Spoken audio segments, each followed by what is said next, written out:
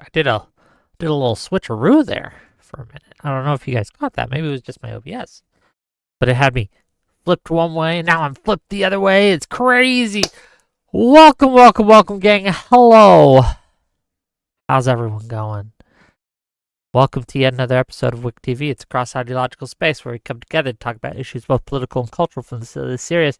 This is going to be one of the last shows of the year, gang. Crazy. We got through 2025. Well, mostly. We only got to survive 3 more days, kings. 3 more days, kings and queens. Trundo asks, wait, why are Christian pastors who are anti-Semitic frauds? I thought that was just how they were a lot of the time. No, they're not Christian if you're anti-Semitic. That's incompatible. Okay? You can't be a follower of Christ and also hate the Jews. But we'll get into it. Okay? Don't worry. We got some examples. And we're going to go through it. And we're going to talk about it. But there's a lot to talk about actually today. Kinetic Pause. 17-month membership with your Prime on Twitch. What is going on? Thank you, thank you, thank you. That's very nice of you. Very kind. I appreciate it a lot. Man, we're still on Christmas break, aren't we, guys? A lot of you, at least. Brendo says, well, then I guess we got like 4 or 5 actual Christian pastors in the U.S. You're being a little hyperbolic, but unironically, it's very few actual Christians, yes. There are far more people who say they are Christian than who are actually Christian. Yes, absolutely. That is a thing. And a lot of people preaching something that says it's Christianity, but is not Christianity. But we'll get into it, like I said.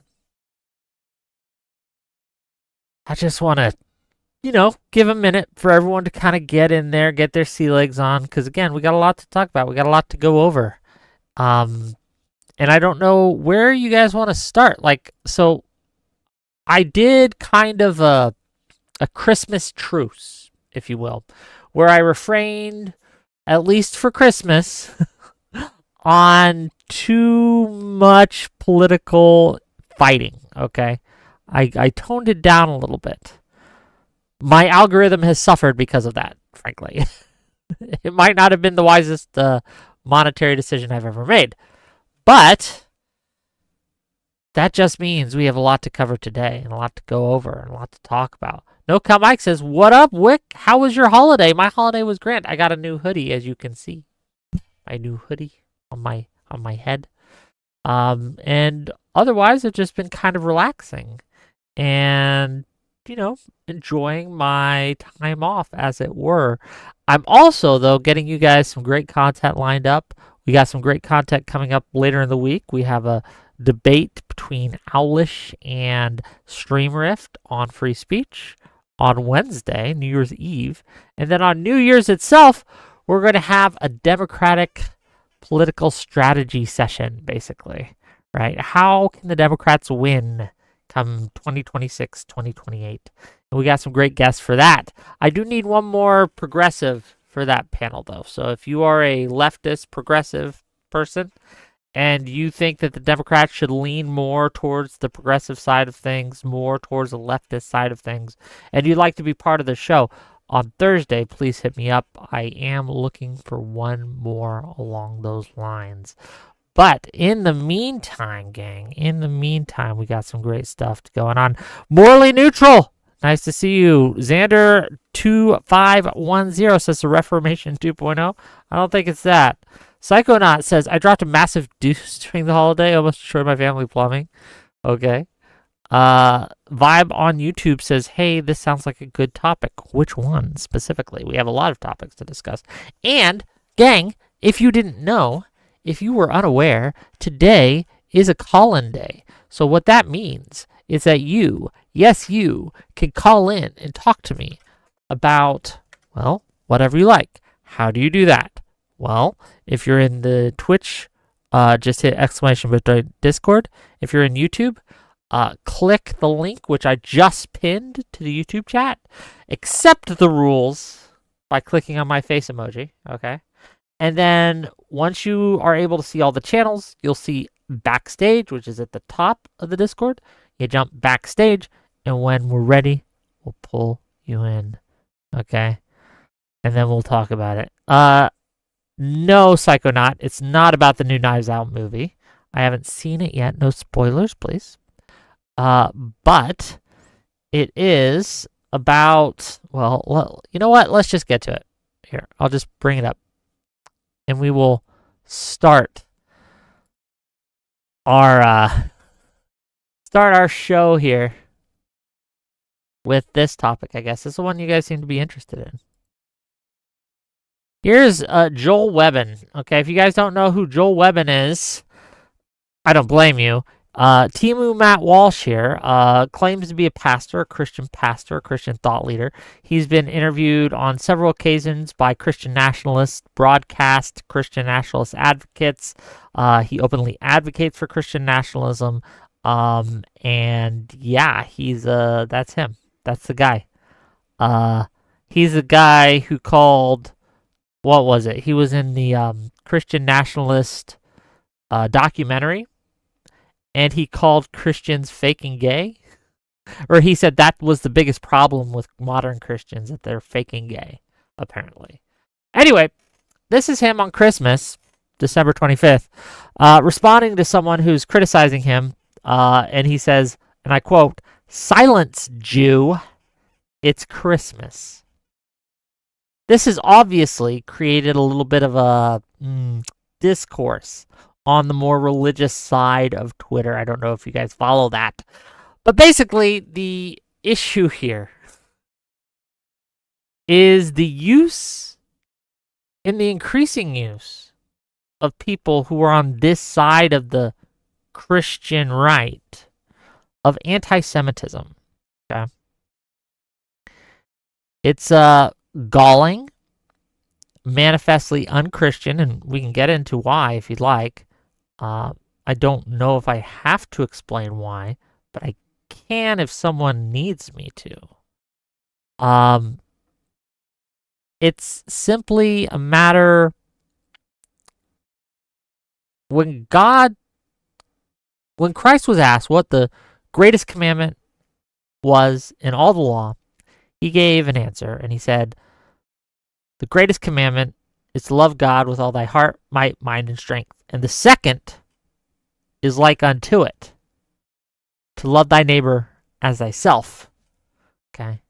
So if you have decided that based on someone's ethnicity or religion or any of this sort, to decide to hate them and to use it in the same manner I would use the word retard, right? Or stupid or dummy or what have you, and to silence them or say that they should shut up because it's Christmas, that is manifestly breaking the second greatest of all the commandments, at least according to Christ. So if anyone needed that explained for any reason, now you know from a Christian perspective why it's unchristian to say, silence, Jew, it's Christmas. We got it? We good.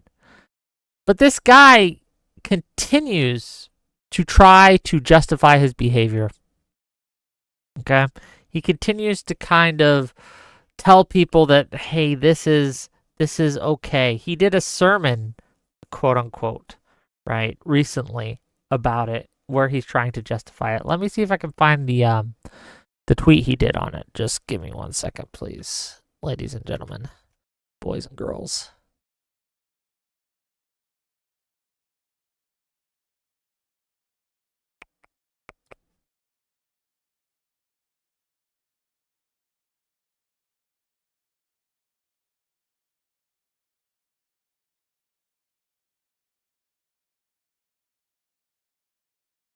Let me get there.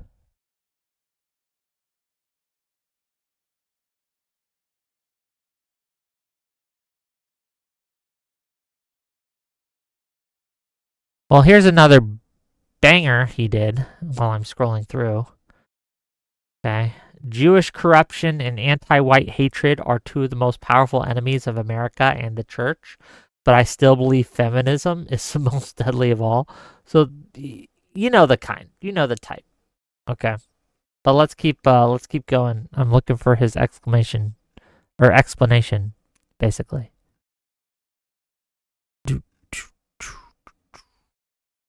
And he tweets a lot.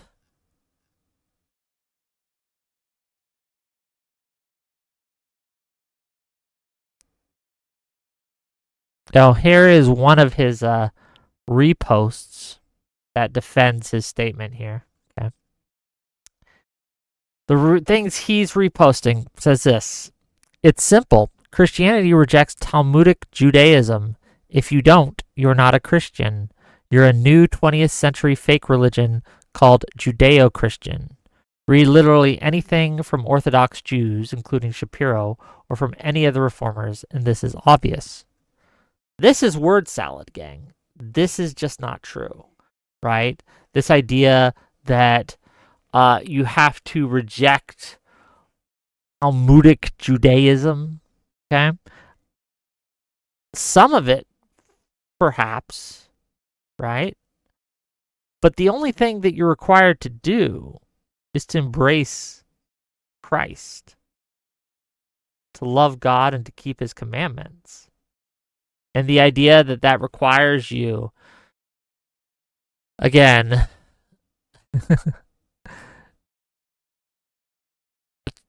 I don't even understand how this relates either. Remember, the criticism that this man is trying to defend is Joel Webben being anti-Semitic, saying silence Jew, using Jew as an insult. Not being okay with using Jew as an insult is not in any way, shape, or form Talmudic Judaism. And this is a trick people do, right? They'll do a thing, you will criticize that thing, and they will say, well, you know, I guess you're just mad that, and they insert this entirely other concept that has nothing to do with the interaction that just happened. And they'll try to force fit that concept in there when it doesn't fit at all, right? And this is the trick. This is the scam.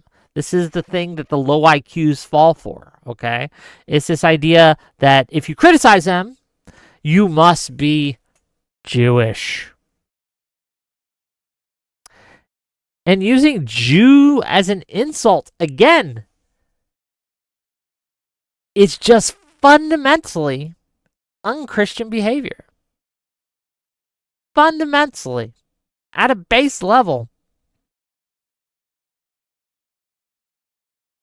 I don't understand half these people, okay? I really don't. I don't understand how they get so much traction either, right? To be so filled with hate and then to proclaim that you are some sort of thought leader or a pastor of any sort in a religion based on love and acceptance. I don't understand it. I really don't.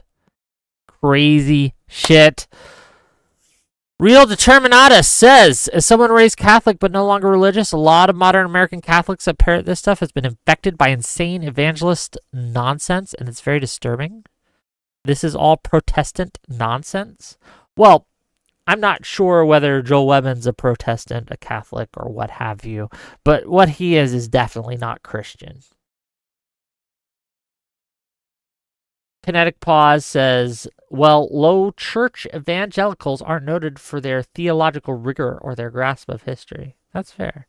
Zephyr Hash, welcome Zephyr Hash, by the way, says, disliking every non-white, non-Christian person seems pretty in line with modern American Christianity to me.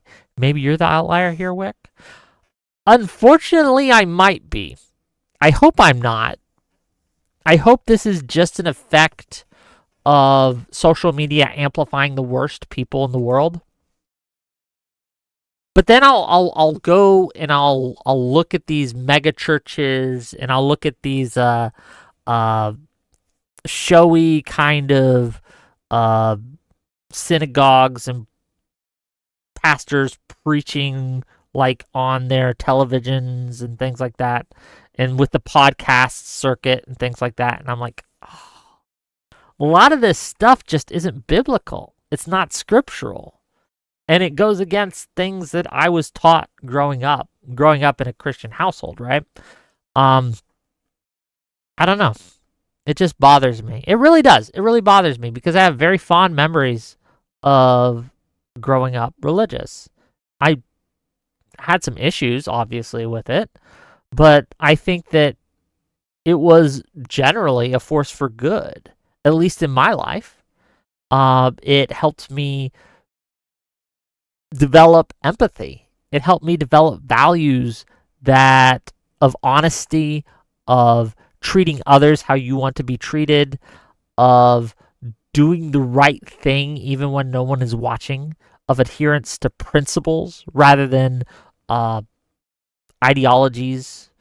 I think that it's, again, something that I have fond memories of. I really do.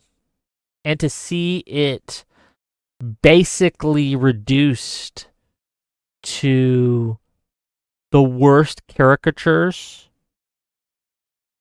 and reduced to a weapon used to push political ideologies, it bothers me. It really does. It upsets me. Okay? It upsets me a lot. Kinetic Paw says, I think that dude is a covenant evangelical. Again, I'm not familiar with all the flavors, okay?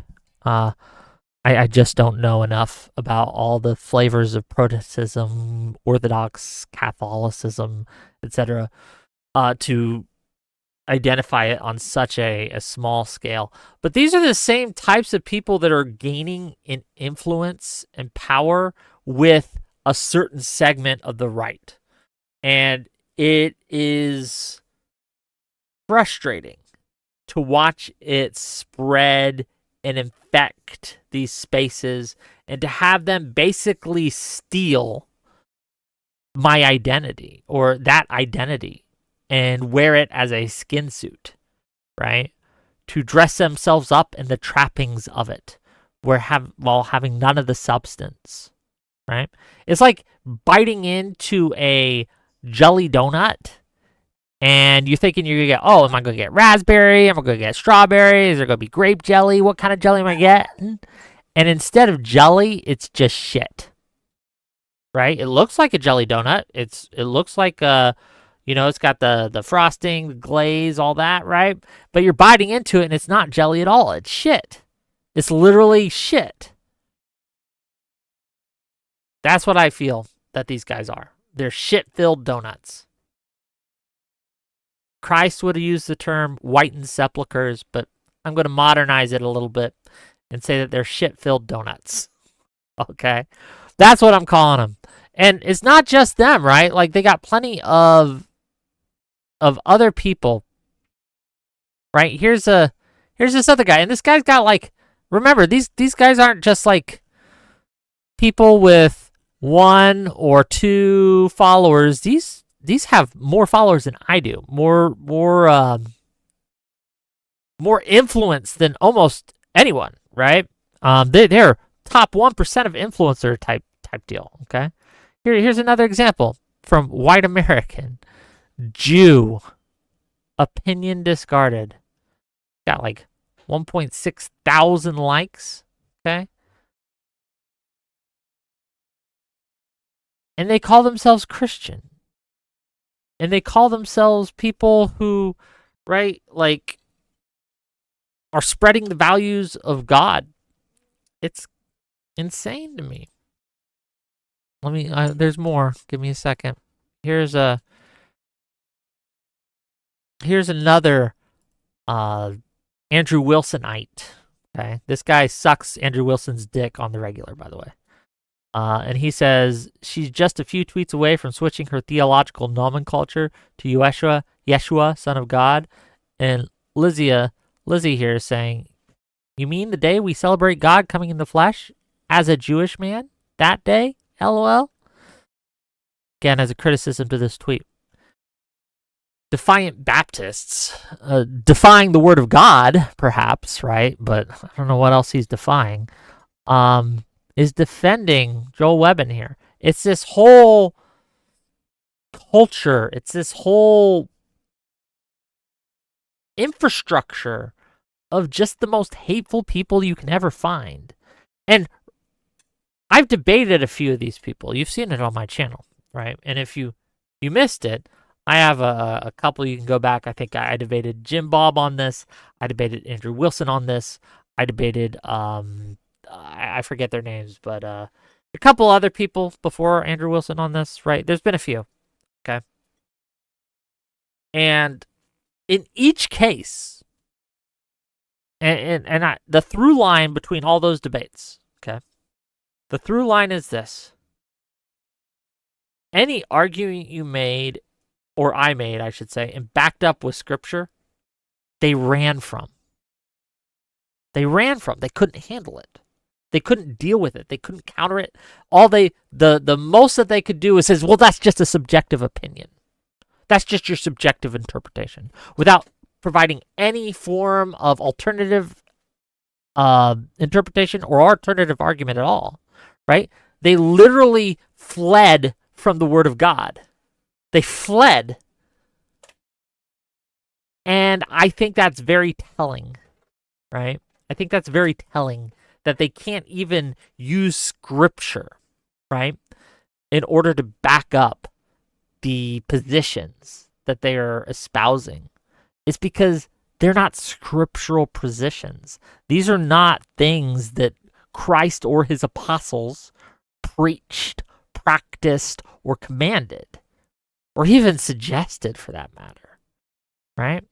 And it's just this continual push to insert, and I think a lot of people call it cultural Christianity, and that's just a buzzword for, well, it's not in the scriptures, but a bunch of people did it, and they called themselves Christians, so I guess that's Christianity now.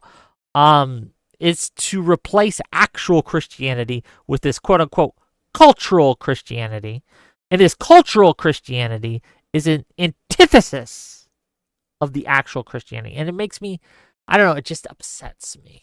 It upsets me. So thank you, ladies and gentlemen, for indulging me in complaining about it a little bit. Especially after, during the Christmas season. I don't know, gang. It's one of those things. I get passionate about it.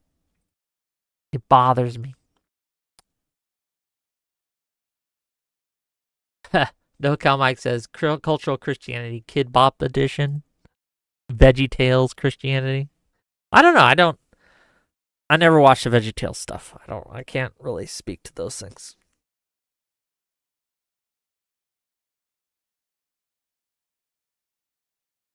Okay. There was something else I wanted to go over today.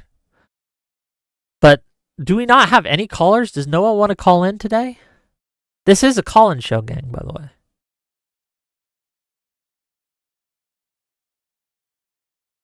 Hold on.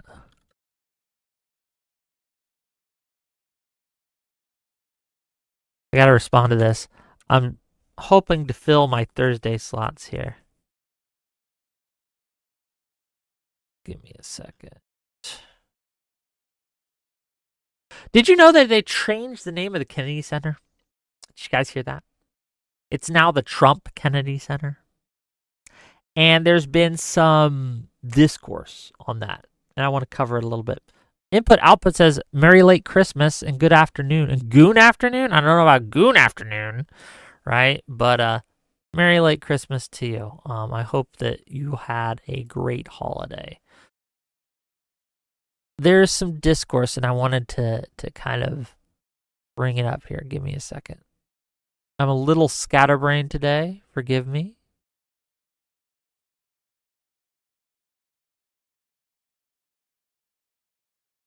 Cat Rosenfield. So apparently, here's the discourse. So there was a sold-out performance at the Kennedy Center from Issa Rae. I don't know how to say her name, and a few other performers. They've canceled their performances at the Kennedy Center after Trump put his name on there. Okay. And there's been some criticism of the people who have canceled. Okay, let's read one of the critics here now. Kat Rosenfield says, as with the resistant shenanigans and political purity testing that rose to dominance in our media and arts institutions circa 2019, the people engaged in this behavior seem not to have thought through its downstream effects on social trust, even the tiniest bit. And I wanted to talk about this for a few reasons. I'm pro free speech. And one of the elements of what it means to have free speech is your ability to disassociate yourself with things that you do not want to be associated with. I think that, and no, sorry, Sunam, I don't play Fortnite. I apologize. Right? It's not my game. If you want to protest a venue or don't want to go on a show or don't want to associate with a certain person and you decide to pull out and just not associate with that, that should be your right. However, there is a danger in doing these kinds of sanctions. And I understand why you might be frustrated or troubled or have some concerns with people who are saying, oh, they put the Trump name on it, we're just going to cancel it. We're going to cancel our things. I don't think that Kat Rosenfield is entirely wrong here, but I think it misses the point.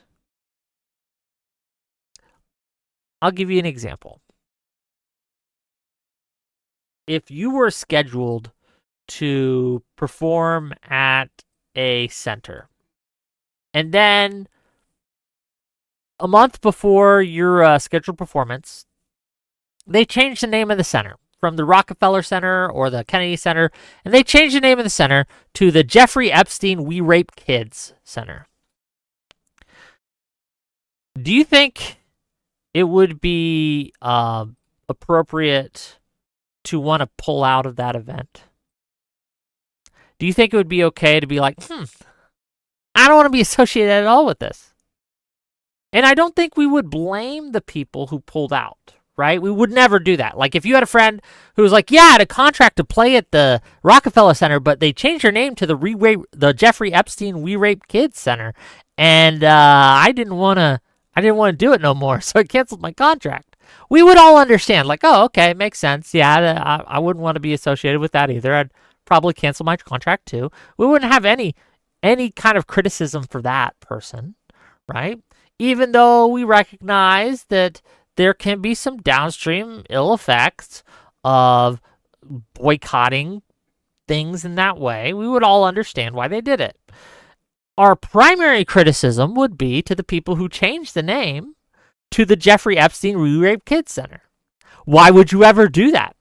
I think that would be that would obviously be the thing that everyone criticizes. Oh, who are the morons who changed the name of the Rockefeller Center to the Jeffrey Epstein We Rape Kids Center? Who the fuck did that? That was crazy. What were they thinking? That's insane. That's a terrible thing to do. I'm being hyperbolic for a reason, right? So when you decide, okay, to change the name of the Kennedy Center and call it, and then just put your volatile political brand on it, of course people are going to respond to that and cancel because they don't want to be associated with your volatile political brand. that's going to happen. We don't blame the people who cancel. We blame whoever the genius was who decided to take something and make it explicitly political, right? We all understand this concept. We get it. We're figuring this out, yeah?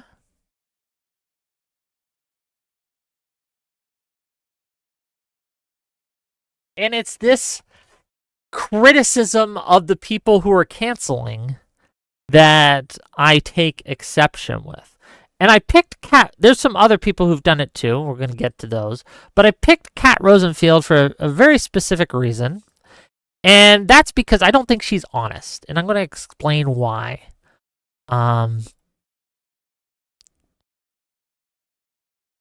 Give me a second and I will pull up the example.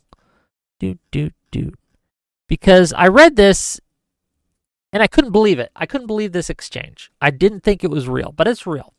I took a screenshot of it. Okay. And maybe I'm missing something here. Maybe one of you can explain this to me. Maybe it's something obvious. Maybe I'm going to feel real stupid right now. Okay. This is a few tweets into that thread. Okay. And we'll just go through it. Kat Rosenfield says, I think it's plausible this whole scenario is so bizarre and self-contained that it doesn't bleed into the broader culture, but I can't agree that Trump breaking a bigger norm first means he's the only one doing so. Everyone is breaking norms. I highlighted that part. Tom Nichols responds, quote, everybody does it, or everyone does it. And then he, end quote, and then he says, no, everyone does not. Kat Rosenfield's response is weird to me. She says, the sentence you put in quotes, everyone does it, is a thing I have neither said nor implied anywhere ever, and your arrival in this thread is a solid indicator that it has escaped containment into which parts of this website where good faith goes to die, which is to say, I'm out. Have a good one. Am I dumb? Don't answer that, kids. The sentence you put in quotes, which let's go back towards it, was everyone does it, okay, is a thing I have neither said nor implied anywhere ever. Everyone is breaking norms. So no, I suppose she didn't directly say everyone does it. But it's clear in the context of what is being said that she is explicitly saying that everyone is breaking norms, that everyone is doing it. So, again, there's no tweets in between this. To say a thing, have it pointed out to you that you said that thing, and then to pretend that you didn't just say the thing that they pointed out that you said and accuse them of being bad faith is insane to me. This person has publications in many different mediums. Well, we could just go through and look at her little profile here. The Free Press. She's a novelist. She's a culture writer, right? She's been on podcasts. She's done the rounds, right? She's not new to all this. Like, she's not just some weirdo. Well, she's kind of weird, but I don't understand. Can someone explain this to me? Can someone wrap my head around this? Am I missing something pertinent to this? Because it looks like, and maybe I'm just retarded, okay? But it looks like you said everyone is doing it, or everyone is breaking norms. Someone paraphrased you and said everyone does it, and then countered with no, everyone does not. And then you pretended that didn't just happen. The thing that just happened, you're pretending didn't just happen. We can all see this. We can all see this. And what's weird about this to me Okay? What's really weird about this is her initial statement isn't wrong.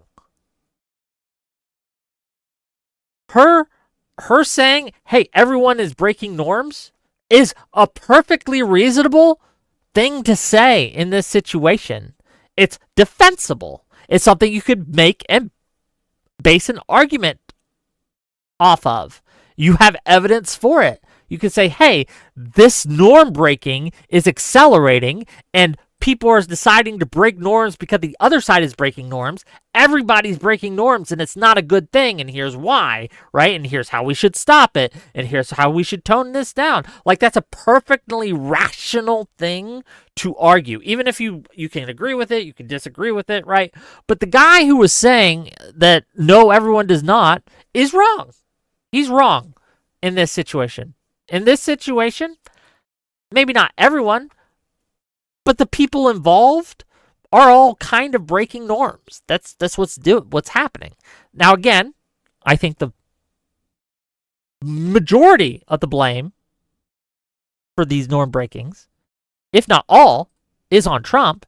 But let's not act as if it's not also norm breaking to cancel your contracts and things like that. It is. Right? So Tom Nichols here is just wrong. But instead of pointing that out, and instead of making your argument, instead of saying, hey, no, here's why I'm correct, she decides to pretend that she didn't just say what she just said. And I can't wrap my brain around it. It's causing me problems, gang. Legitimate problems. I can't understand. I don't get it. So please, someone, help me. Help me understand. Is this just me being old, or am I taking things too literal? Am I being autistic right now?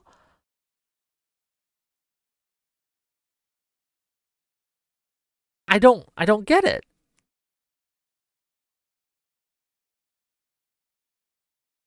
Debate board says, let's not act like norm breaking today is unusual.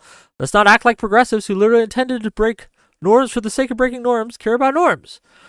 Okay, that's a perfectly reasonable argument to make, but she wasn't making, she was making that argument until someone pointed out that she wasn't making that, or that she was making that argument, and then she pretended she wasn't making that argument, which is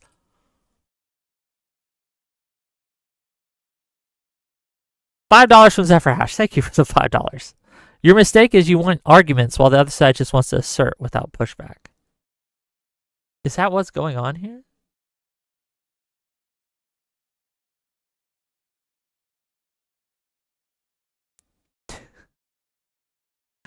Robert Paulson says, are you familiar with how unhinged politics was back in the day too? Oh yeah, they got into fistfights and stuff. It's crazy. But I think that it would be silly to think that we don't live in a very polarized, very silly political time as well.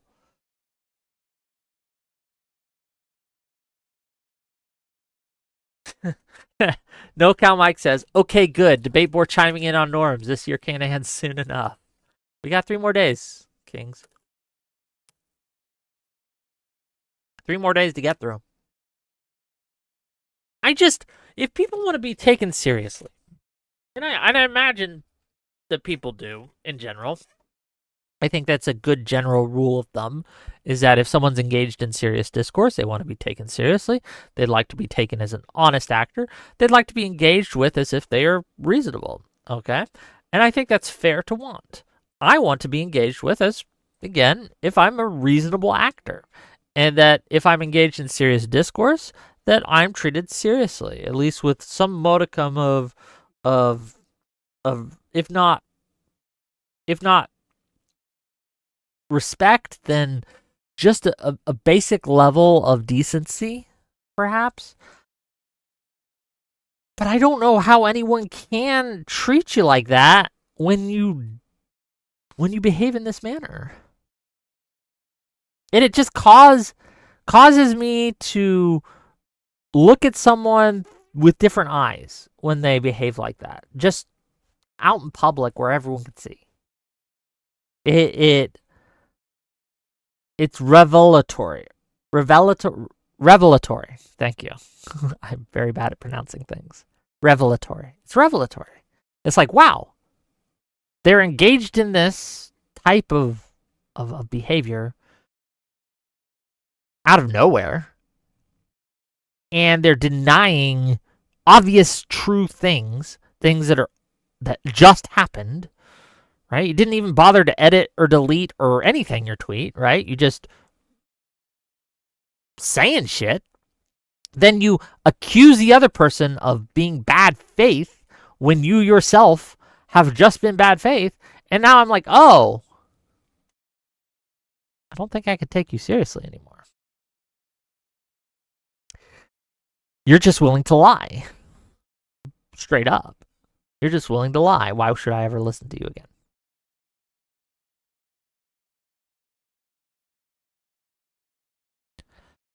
Zephyr Hash says, is Debate Board the new name for Origin of Logos? Nope, they're different people.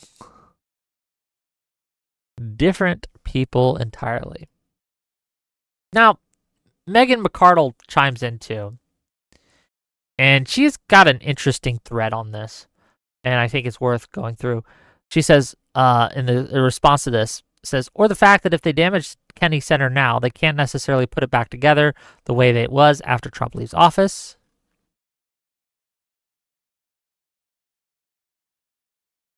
Where's her thread? Did this go away? She had like a bunch of replies in a row. Am I just missing it? Hold on. Maybe it was something else. Let's see. But she had a good like 18 tweet thread type deal.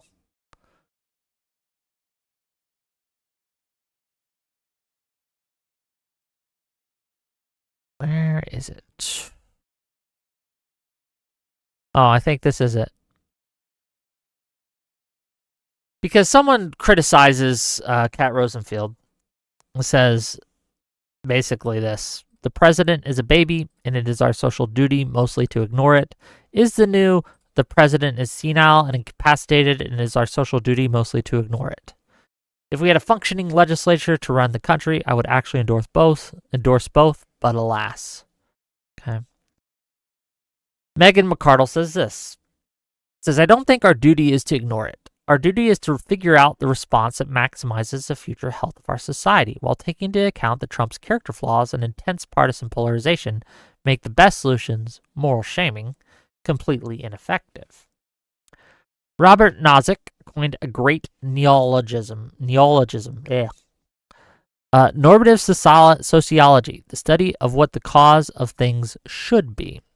Its counterpart is normative policymaking, the study of what solutions ought to work. A lot of reactions to Trump fall into that basket. For shaming to work, you have to share a moral community with someone, loosely defined as the people who could effectively shame you out of doing something, at least under some circumstances. Left and right no longer share that moral community. At some level, people realize this. A Trump supporter couldn't shame a progressive out of any position or behavior. But somehow, they still feel shaming ought to work on the other guy. The feeling that shaming should work is why people are so fixated on the question of who is at fault. They think they can just re-establish that Trump is a bad actor here that will have real-world consequences. It won't, because he's not in your moral community. Given that, it's just not that helpful to argue about who is wrong. Trump is wrong. That is bad. Notice that I said that and nothing changed. What we actually have to figure out is the optimal response to a bad actor who cannot be shamed and clearly isn't going to be impeached and removed from office. Maybe boycotting the Kennedy Center is the optimal response, but you can't assume it is. And since boycotting the Kennedy Center has costs, some of the patrons who don't show up now will get out of the habit of going to the theater and be less likely to attend future performances. I'd like to hear some discussion on whether the trade-off is worth it. Instead, pretty much every response has been an assertion that Trump is a bad guy doing wrong things, which I freely grant, and does not actually address the core quandary. And gang, she has a point. This is an argument that deserves to be reckoned with. You can't just say, that's bad, right? You kind of have to explain why, and you got to have to reckon with, okay, it happened. What do we do about it? Okay? Because I think even people who are in my family who are super Trump, right, who are MAGA through and through, agree that him renaming the Kennedy Center was bad, right, to various degrees. They don't think it's the worst thing ever in the world, right? But they all agree it was kind of a dick move, for lack of a better term. Okay. The question becomes what should our response be to that? And again, it does depend. The answer to that question depends what your goal is. And it's worth discussing. What do you guys think? I'm curious. Would you, if you were scheduled to perform at the Kennedy Center, okay, say you're not going to go, performing or not performing is not going to really influence you monetary wise, right? You're not going to take a huge cut if you leave and you don't perform. It's not going to really affect you that much. You don't need the money. Let's assume under those conditions. Would you perform at the Trump Kennedy Center, or would you take your business elsewhere? Why or why not? What do you think, gang?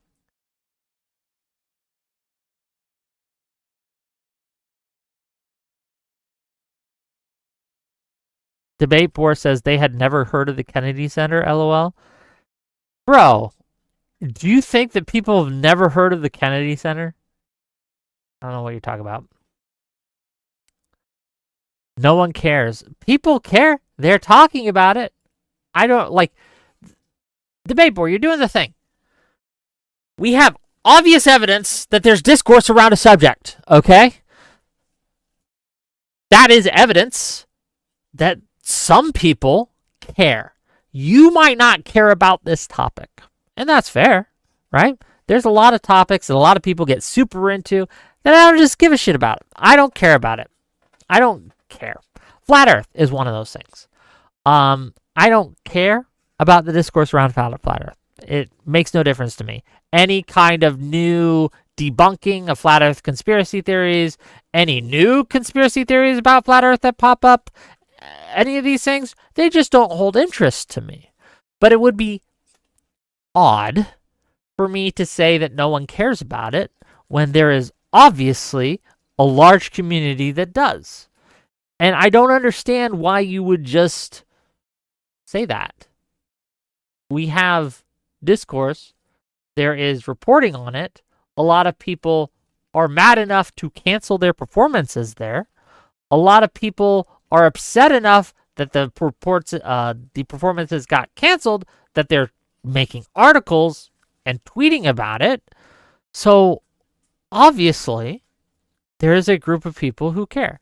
And this is the problem I have with a lot of people in general. It's not just you, Debate Boards. A lot of people do this. Is that they will say, well, I feel a certain way about X.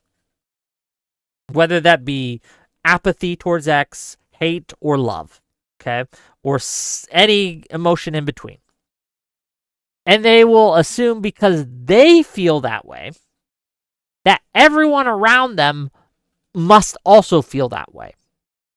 And I think it demonstrates a lack of critical empathy, right?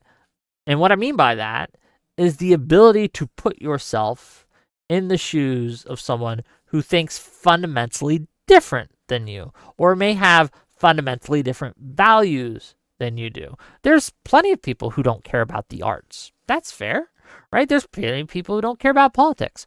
Also fair. But it would be silly and weird for me to say no one cares about politics or no one cares about arts. That's a weird position to have. Weird position to have. I don't get it.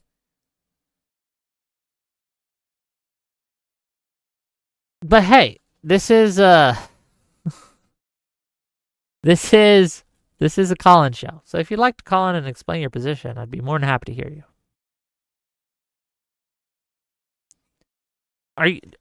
Do I smell funny today? Why is no one calling in? I don't get it.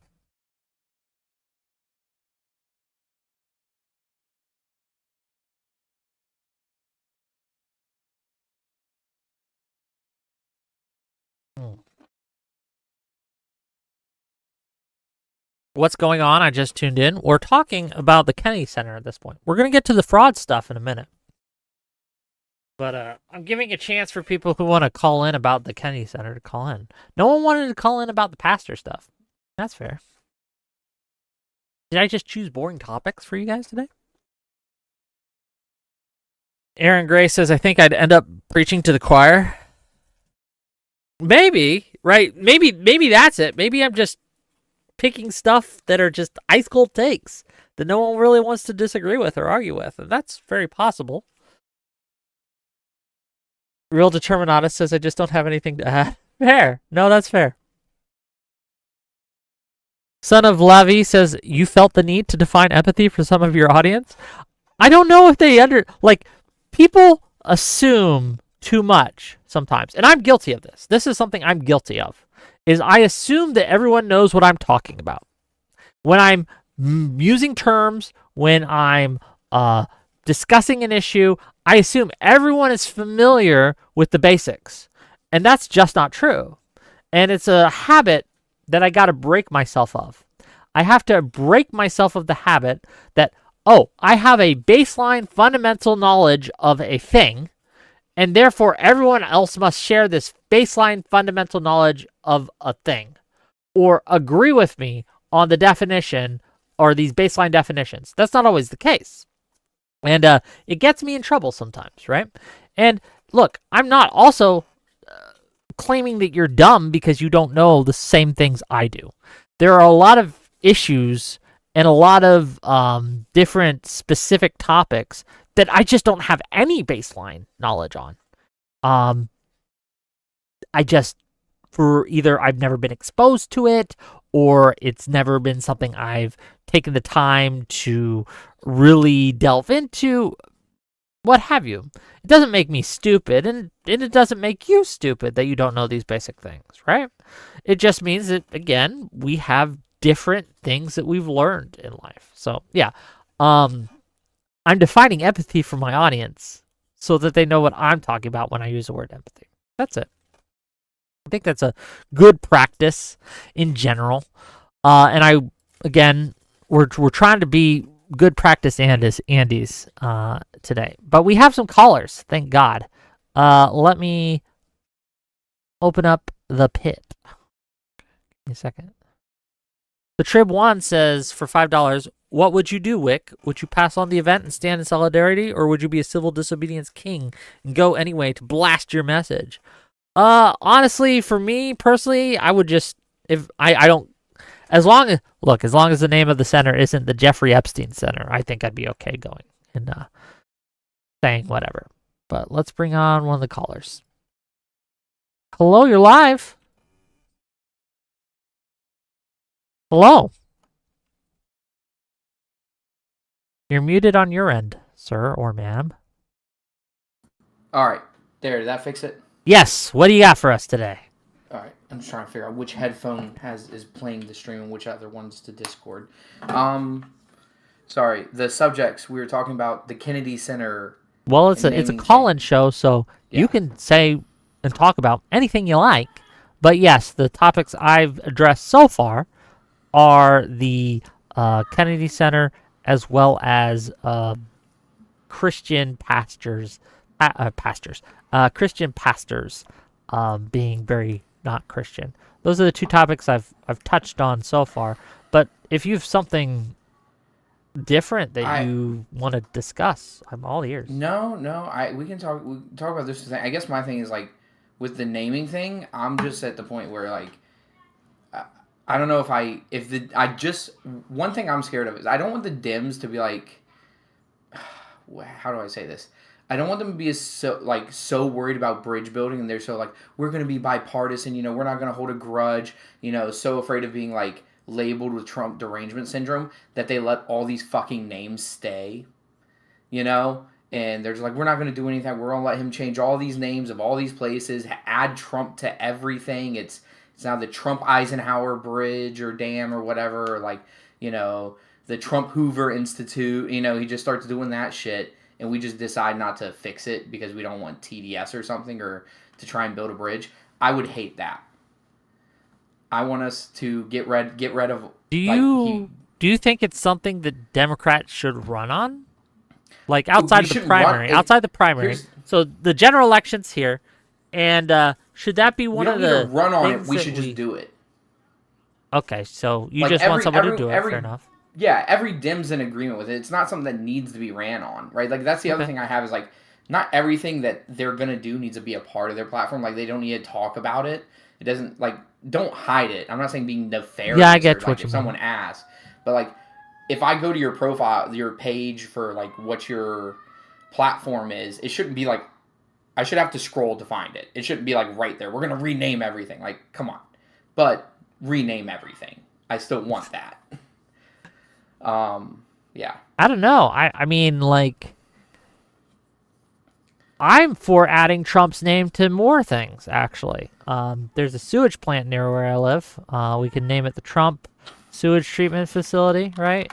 Uh, there is a high security prison in my state, right? We can name it the Trump Maximum Security Child Rapist Prison. Um, I don't necessarily disagree with adding Trump's name to more things. I just I understand this desire to be petty with certain things. It's Like, not petty. It's a return to normality. no, I'm not against stripping all these names and returning to zero, right? But I do worry that there is a segment of the left that just wants to be petty, right? Trump's being petty. We need to be petty too. And I want to avoid doing that. I feel like a lot of that segment is going to have a lot of the Venn diagram overlap with the we don't vote anyways and we won't vote for anyone who doesn't immediately agree to defund Israel. I feel like there's going to be a lot of Fair. overlap in those. That's a fair point. Okay, I think you got me there. No, that's true. Yeah. Yeah, so the naming thing, I don't want to talk about it. I don't want debates about it. I don't want it talked about on the debate stage. I just want them to be like, yeah, we're obviously going to fix that. Everyone's in agreement. We're just going to fix that. That's stupid. The Do you Kennedy think there's Center's been any around. do you think there's any cultural danger or downstream social danger as Kat Rosenfield and Megan what's her fucking name? Megan McArdle are intimating at that there will be some consequences downstream for people who boycott or for boycotting the Trump Kennedy Center and things like that. Do you think there's going to be any of that? I think my only problem is if I accept that premise that like a portion of the American demographic is so far gone into the Trump cult that simply boycotting the Kennedy Center, which most of them wouldn't attend or go to anything at, is going to lead to some like degrading of society. I feel like we're past the point of no return at that case. Like if him changing the name to the Trump Kennedy Center, since it established in 1971, I don't think it's changed its name since. No other president has had the cojones to add his name to the Kennedy Center, and take it over the way he has. If him doing that wasn't enough to cause like this, our transferee snipers to go crazy, I don't see how us fixing it is going to undo. What's hold on? What did you just say? To cause our trans furry Well, that's what we snipers have. If to you go ask the right, crazy? we have a unit of elite transfurry snipers. That's what they believe. Oh, They believe Israel trained our transfurry snipers to take out Kirk. Come on, man. Jesus, you've been watching too much Candace Owens. Okay, that's all I gotta say. Crazy words Hold on, to come out of hold on. someone's mouth.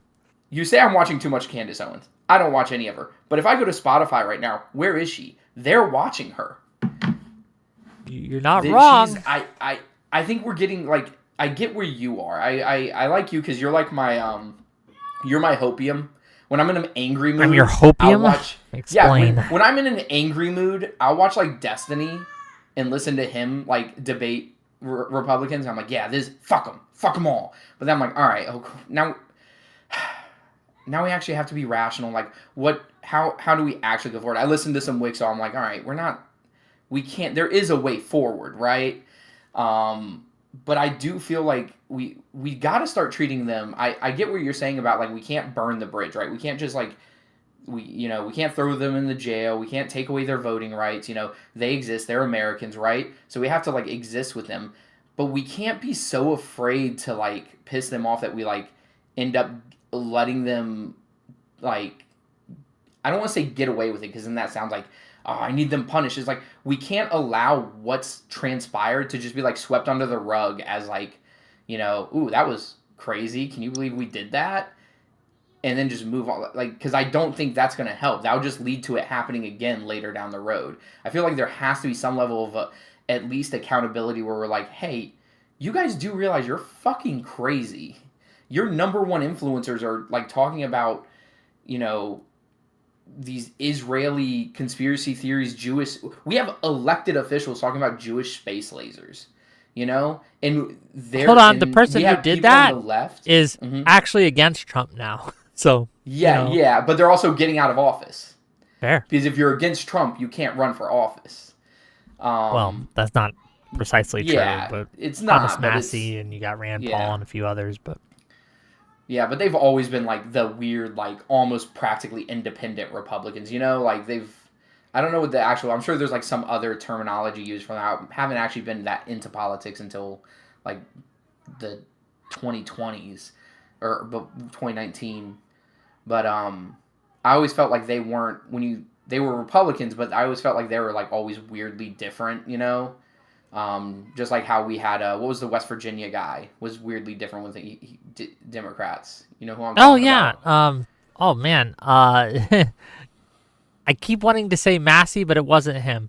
It was the Democrat version. I know who you're talking about. A lot of people hated him. It was him in Cinema. Mm-hmm. Why am I brain farting? Manchin, thank you. I don't know why I was brain farting his name, but I knew who you were talking about, right? Yeah. Manchin and Cinema, thank you. I knew it was an M, that's why I said Massey. Mm-hmm. Yeah, it's something that here's an interesting thing, and I wonder if you agree, and then we're gonna cycle you out, but I just want to know your take here. So Ezra Klein wrote a piece recently where he suggested that the best way for Democrats moving forward is to remove political litmus tests from their candidates. So, for example, not making pro-choice the litmus test and allowing pro-life Democrats to run in areas where pro-life candidates would have more success at winning. Do you agree with that or not?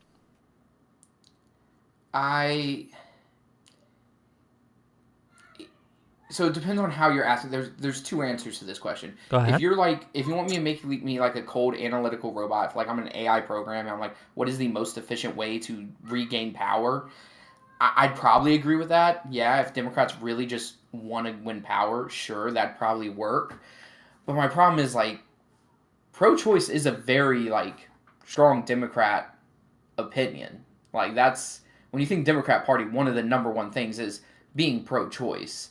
At least to a degree. Like I think I also define pro-choice as like almost any variation. Like if you're even if you're setting limitations. Yeah, but that's a choice. I understand what you mean, but the problem is that wasn't the case back in 2000, right? Yeah, that we had plenty of pro-life Democrats back in like 2000, 2008, etc.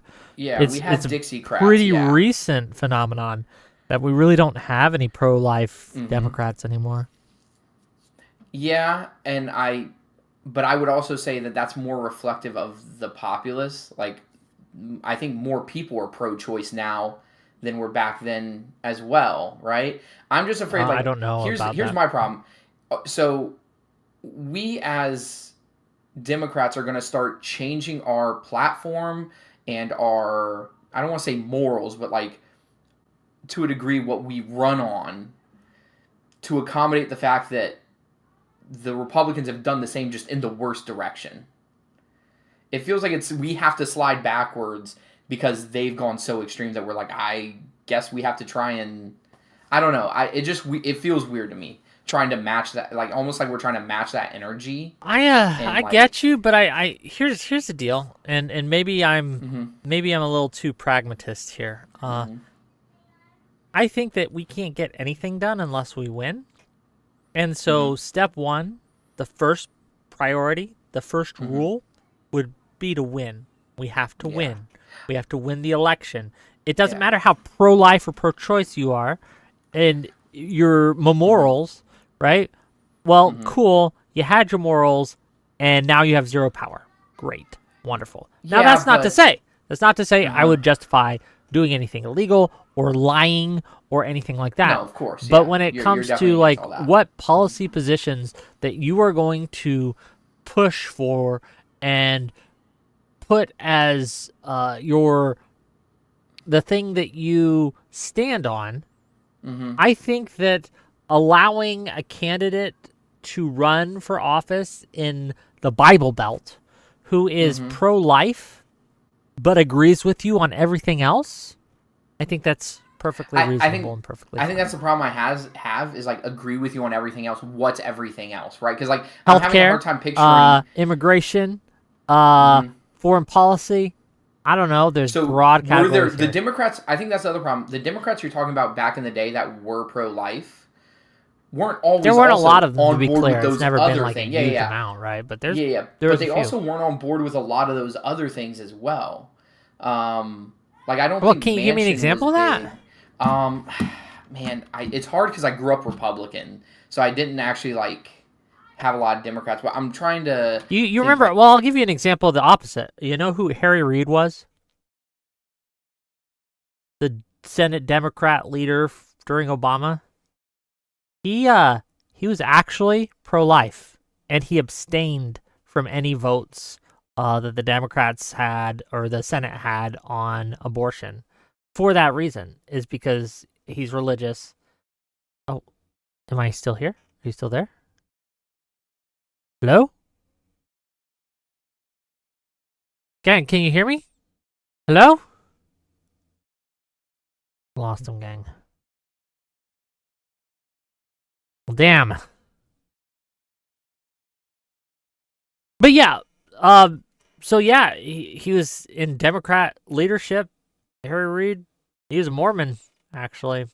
But I think that litmus tests like this aren't helpful. And I think that if we, again, I'm not talking about lying, I'm not talking about doing anything illegal. But if we want to represent constituents in an area in a way that's going to make their lives better, and we have to abstain from voting on a single issue in order to do that, I think it's okay to do that. But that's me. Okay, let's bring the next guy. Hello, you're live. Hello, hello. Hi, what's up? Let me mute that. What was that again? What's up? Not Hi. much. How you doing? Oh, we're here. Did you get a Yep. lot of cool presents for Christmas from Santa? Not quite. I'm nearly 30, my friend. So not Wow. so much of that What does anymore. that mean? I got plenty of presents from Santa. Yes. Santa did came by. He dropped me off from a couple friends, so I think that's good. Nice. Yeah. Slavery. I love it. Okay. What do you got for Yeah. us? What are you calling in for? What do you have? In general, just some of the stuff that you've covered so far. So Sure. the pastors going just mask off with anti-Semitism. I'm not jiggy with it. I'm not gonna be real. It's it, Wait. Hold on. Hold the horses. Hold the phones, gang. You know. We have someone who thinks anti-Semitism is bad in our chat. Well, that's wild. Tell us oh more. What a yeah. brave Well, yeah. stance. Go ahead. I'm just a non-denominational Christian, so there's a lot of grain of salt you can probably take with that, whatever. But I don't think hating Jews is really good just because you don't like Israel. I don't like Stunning Israel and either. I brave. think I don't like Israel either. I don't know. I'm preaching to the choir. Yes, Israel's actions thus far have been kind of bad. I don't have any love for Palestine. That doesn't mean I can't say that I don't think we should support Israel as much anymore, or at least let them have their war over there and just keep it to them. Okay. But yeah, I think more people running on that kind of platform would be better, especially on the Republican side now. Or if we can't even get it at the Dems. Well, here's the problem. at least on the Republican side, and we're Trump, gonna leave the Democrat MAGA. side alone for a minute here. But Yeah. there are far too many people like Joel Webben who use Jew as simply an insult, right? In no world and in no context is it okay as a Christian pastor on Christmas to respond to someone by saying, "Silence, Jew. It's Christmas. It's Christmas." That's just awful. That is Yeah, it's just bad. not, It's just it's not even if we aren't just going into the moral, like you shouldn't be anti-Semitic, you shouldn't be racist, like full stop. There's also like it's Christmas. Just because you might view them as something like that, like oh they killed Jesus, blah blah blah, whatever, dude. It is Christmas. Have some holiday cheer and shut the fuck up. true. I don't know what to tell you, dog. Why are you so awful? Well, one of today? one of the reasons that a lot of people I think have moved away from Christianity is, and they are, there are less Christians, at least in America in the West, than there ever have been. Is because That is making a resurgence, though. But I think is it? I it- hear that, but I haven't it's seen mainly- any evidence of this. this is more in the Gen Z square kind of thing, in like very fringe still, but it's starting to grow, like you see with Nick Fuentes becoming a little bit more stronger in the zeitgeist Okay. of things. Do you consider that the people who going into Christianity based on Nick Fuentes to be Christians? I think they consider themselves Christians, but they Do you aren't consider very them good ones. Christians? not very good Christians. I'll leave it at that. Okay. I'm not a good Christian myself. I'll just say that anybody can call themselves a Christian. Anybody can call themselves whatever, but that doesn't mean they're a good one. I think So, that like- that's true. I think think that I think along this line. Yeah. So like to throw it on to another funnier topic, trans women can call themselves women. That doesn't mean they're really good ones. what? Hold on. Are you saying that there is any such thing as a good woman? I don't know. Seems crazy to me. Who's your favorite woman? Go ahead. My favorite woman. I'd say one of my roommates. You actually. can't We're good even friends, say we play your Magic. mom, dude. What's going on? You can't make a joke about it. This is a simple question. Who's your favorite woman? You can at least make your mom joke out of it. What's going on? My mom. Yes. Yeah, your We've mom's got- also we've my got- favorite too, if you know what I mean. But go on. Hey. Hey, Listen, she's a married woman, but hey, if she's into it, whatever. Who am I to judge? whatever. I mean, fair enough. I just, As long as there's consenting adults. as long as they're consenting adults, I guess that's true. It's none of my beeswax. I'd prefer not to know. Okay, well, we'll take down that website we put up. Sorry. God advance. damn. Fucking hell.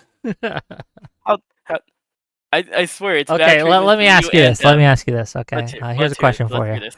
Okay. Yeah. Someone offers you $1,000, okay? $1,000, and you have to watch a porno of your mom for $1,000. Would you do it? It's a 20-minute porno. You got to watch it. All of it. Can't close your eyes. Shit. That's awful. Would you do it? That's $1,000?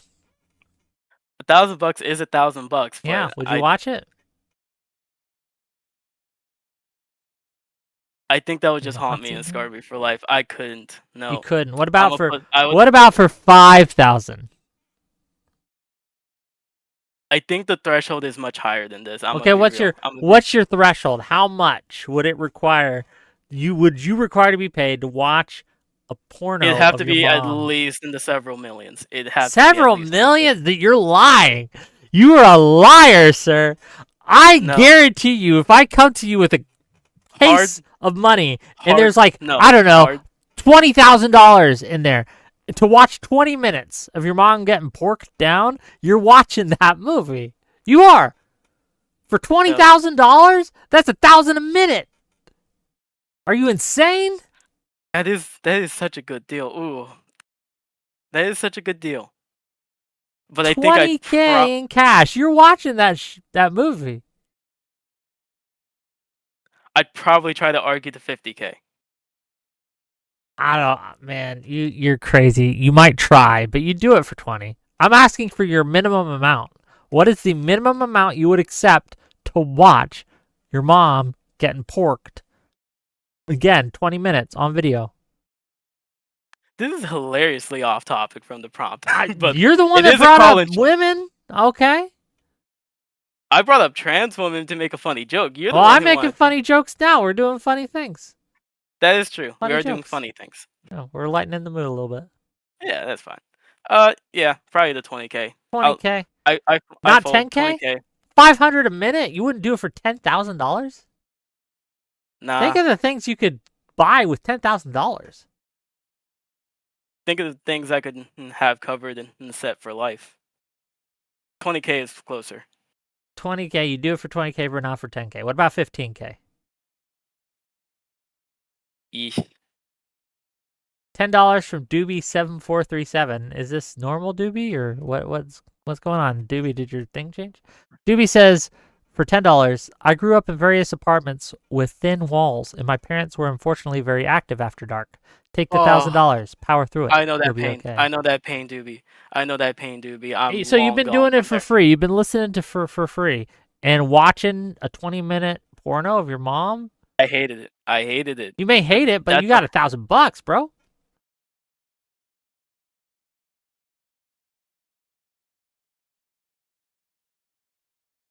$1,000, dude. $1,000 still. $1,000 to watch a 20 I minute mean, I show. can't. I mean, I can't say I wouldn't take the $20 for the gay joke because obviously I'm bi. Okay. But yeah, I'll take the $1,000. Fuck it. Okay, we did it, gang. He's gonna watch his mom get dicked down for $1,000. Thanks for calling, and I'll talk to you later. Okay, buddy. Did it. We sold it. Okay, we sold it. Peer pressure. Woo! We did it, gang. Are we proud of ourselves? I don't know. I don't know if we are. Let's go for the next caller. Okay. Hey, what's up, brother? You're muted on your end. There he goes. $10 from Doobie to say, I walked in on them at least 20 times. I know what my dad sounds like in the vinegar strokes. There's no going back. Oh, God. Hello. What's up? Don't click on join voice. Don't do it. Okay? What you need to click on is unmute.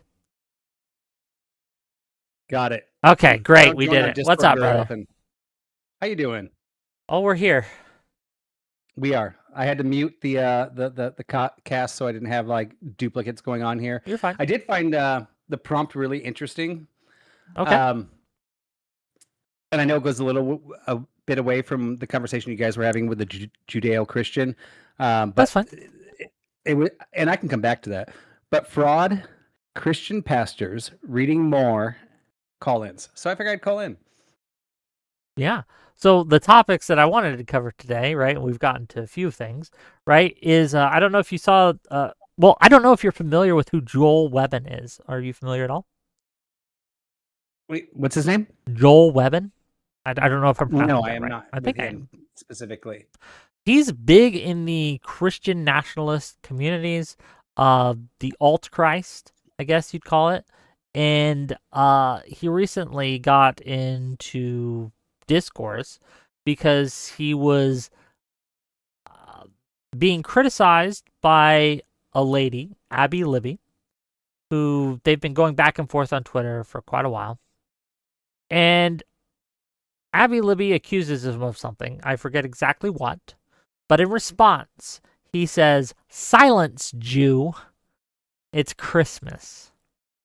And, well, my thesis or my argument here is that anyone doing that and engaging in that kind of behavior, and this isn't the only time he's done something of that nature, that is fundamentally anti-Christian behavior, in my opinion. Yeah, I could see that. And I mean, based on your title, I did a little research prior to coming on here, right?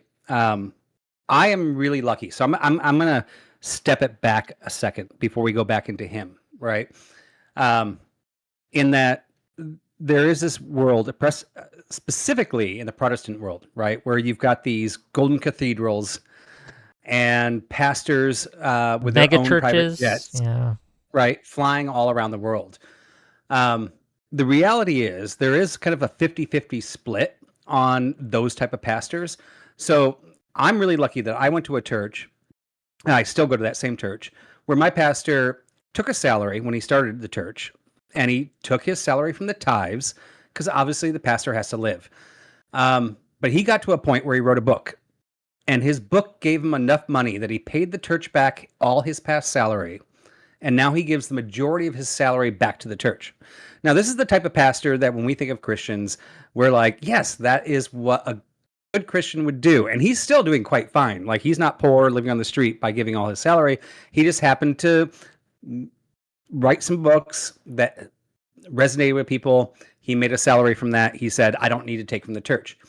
So I did a cross-referencing of pastors like that. And one of the other ones is Joel Olson. He didn't pay back his salary, but he stopped taking a salary and still pastors. And then there's other pastors out there that are making salaries from the ministry, which means from their tithes, of like $800,000 a year, right? And I'm like, I bet you there are some people that are almost on homelessness, or even people that did show up that are homeless to his church. And I understand taking a salary from a tithe, because if you're preaching, you still need to live too, right? Yeah, but it doesn't that demonstrate kind of like a lack of faith almost? Well, in that particular case, I wonder, right? Like the way my pastor teaches it, it's basically like, sure, but hey, just real quick, just so I can flesh out my thought here, and then we'll get into it, right? Like, I mean, obviously, and I think we can all agree, and maybe you don't, that someone who's taking $800,000 a year as their personal salary in order to spread the word of God from the ministry seems a little suspect. I think that demonstrates. I agree with you on that 100%. Clearly. But the question that I have is like, what about someone taking $80,000 a year? Like you do say that, like, oh, they need to live, but I know that there are plenty of pastors who have jobs and then preach, right? They have jobs in other, like, dentists or doctors or what have you, right? And then they preach without taking any money. And I wonder, I just wonder at the, isn't it just kind of like corrupting just at a basic level? Yeah, and this is kind of where I wanted to take it as well, and I'm not arguing actually with you. So I think the guy taking $800,000, I think that's sus. I think the guy that gave back his whole salary is freaking awesome and doesn't take a salary anymore. I think it's great. Maybe this other guy didn't give back his salary, but at least he doesn't take a salary anymore. I think those are admirable, right? And then we got the guys making $800,000. But now we got to look at that. These are pastors that are at the top where we can actually see these numbers, right? They're the select 1%. And the ones on the side, and I haven't investigated, I don't know about the $800,000 guy. I don't want to dox him and say he's horrible because I haven't actually looked into what he does with his money. But yes, I think that's sus. But that's, once again, we're talking about the top 1%. We've got 50% that are doing obviously good in the public eye, and 50% where we can go, 25% of them are definitely not doing what they should be doing. The other 25% maybe we have to look into. But the other 99%, as you mentioned, they might be a carpenter and they preach on Sunday. They probably are renting and they have put their word into God, right? The 99% that nobody talks about is the percentage that actually typically makes us look good. I'm sure in that 99%, there's some that make us look bad. But in the 1%, it's the ones flying the private jets that everybody judges, right? And that's what makes Christianity look bad. So, like, when based on your prompt, fraud, Christian, pastors, I would say the 99% of pastors out there are actually doing it for the glory of God, maybe themselves, but they just really get out. They get something out of helping other people, and those are the 99% we don't see. But when we see that 1%, the ones flying the private jets, we ignore the other 1% that aren't doing that, right? Still living that, like trying to live, even though God graced them with this. I just think it puts a bad rep on Christianity overall because we're not looking at the guy that's grinding. I understand, but that feels a little like Hassan saying, "Well, you know, how can you criticize me when there's a genocide going on in Gaza?" Like, okay, bro. Like, yes, we know, okay, that there are other things and other factors at play, but we can still criticize someone who's behaving, in my opinion, poorly. I do think that it is something to be said that there are a lot of Christians out there, a lot of Christian pastors out there who are doing it right and doing it correctly. I wouldn't be able to guess the number, though. I don't know. I have no idea what the percentage is, if there's more doing it wrong or more doing it right. I can only speak to what I see, right? I can only speak to what is being presented and what presents itself as Christianity and Christian behavior. And my criticism comes to the people who are using the word of God in order to push through political ideology and to basically, in my opinion, steal from the mouths of believers, right? Steal from people who think that they're giving to a charitable good cause, but are simply just lining the pocketbooks of someone who's taking advantage of them. And I'm not even as concerned about that as I am the people who are preaching things that are antithetical to Christianity and then presenting themselves as Christian. Even if they're making $0 from it, I think that is worse than the 800,000 megachurch pastor who is preaching actual like doctrine, but just stealing a bunch of money, right? That's still bad, but I take the person who gets no salary, makes $0, but says, actually, the word of God says the Jews are the Antichrist. I think that's worse. Yeah, but we have to take into effect, and I don't have the numbers, just like you said. You don't have the numbers. You just have personal experience, right? Mm-hmm. But I can see with my own faculties that we focus on the biggest news, not what is actually happening in our backyards necessarily, not the quiet pastor that's just doing their thing. Matter of fact, I mean, in my line of Christianity, we are still pretty strict on the original Christian doctrine. However, I know there are progressive Christian churches out there that have lesbian pastors and things like that. And I've actually been to those. I haven't attended those churches, but I had a neighbor and they had somebody and they were doing a fundraiser. Their intention was still good, right? Even though I thought they were corrupting the word, but I wouldn't put them in the negative side where they were like, yeah, I'm taking advantage of everybody, even though I don't agree with their Christianity. Well, sure, there's levels to this, right? There's levels to this. There's people who are wrong, but they're trying to do the right thing. I don't put Joel Webben in that category, though. I don't think he's trying to do the right thing. I think he's trying to amass personal power at the expense of everyone around him.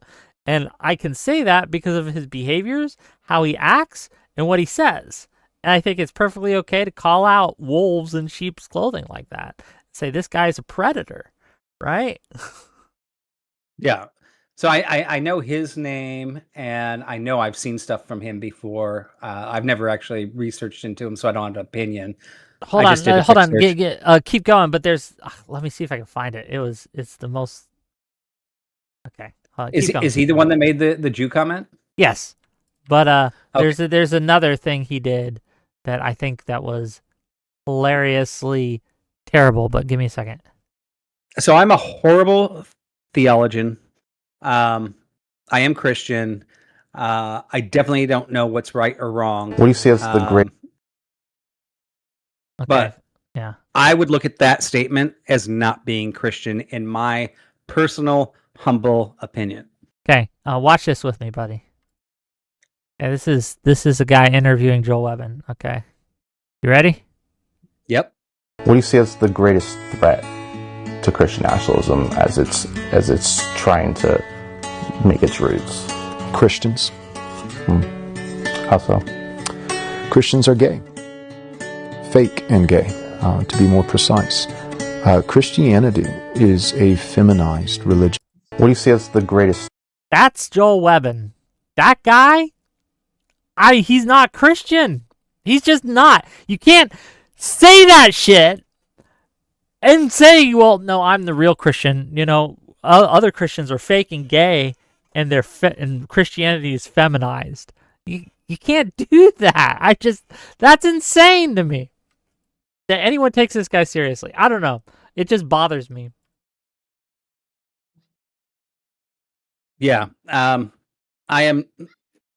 have not actually watched anything from him. I've just seen his name come up before. I'm not going to make an opinion right or left on that because I just don't know.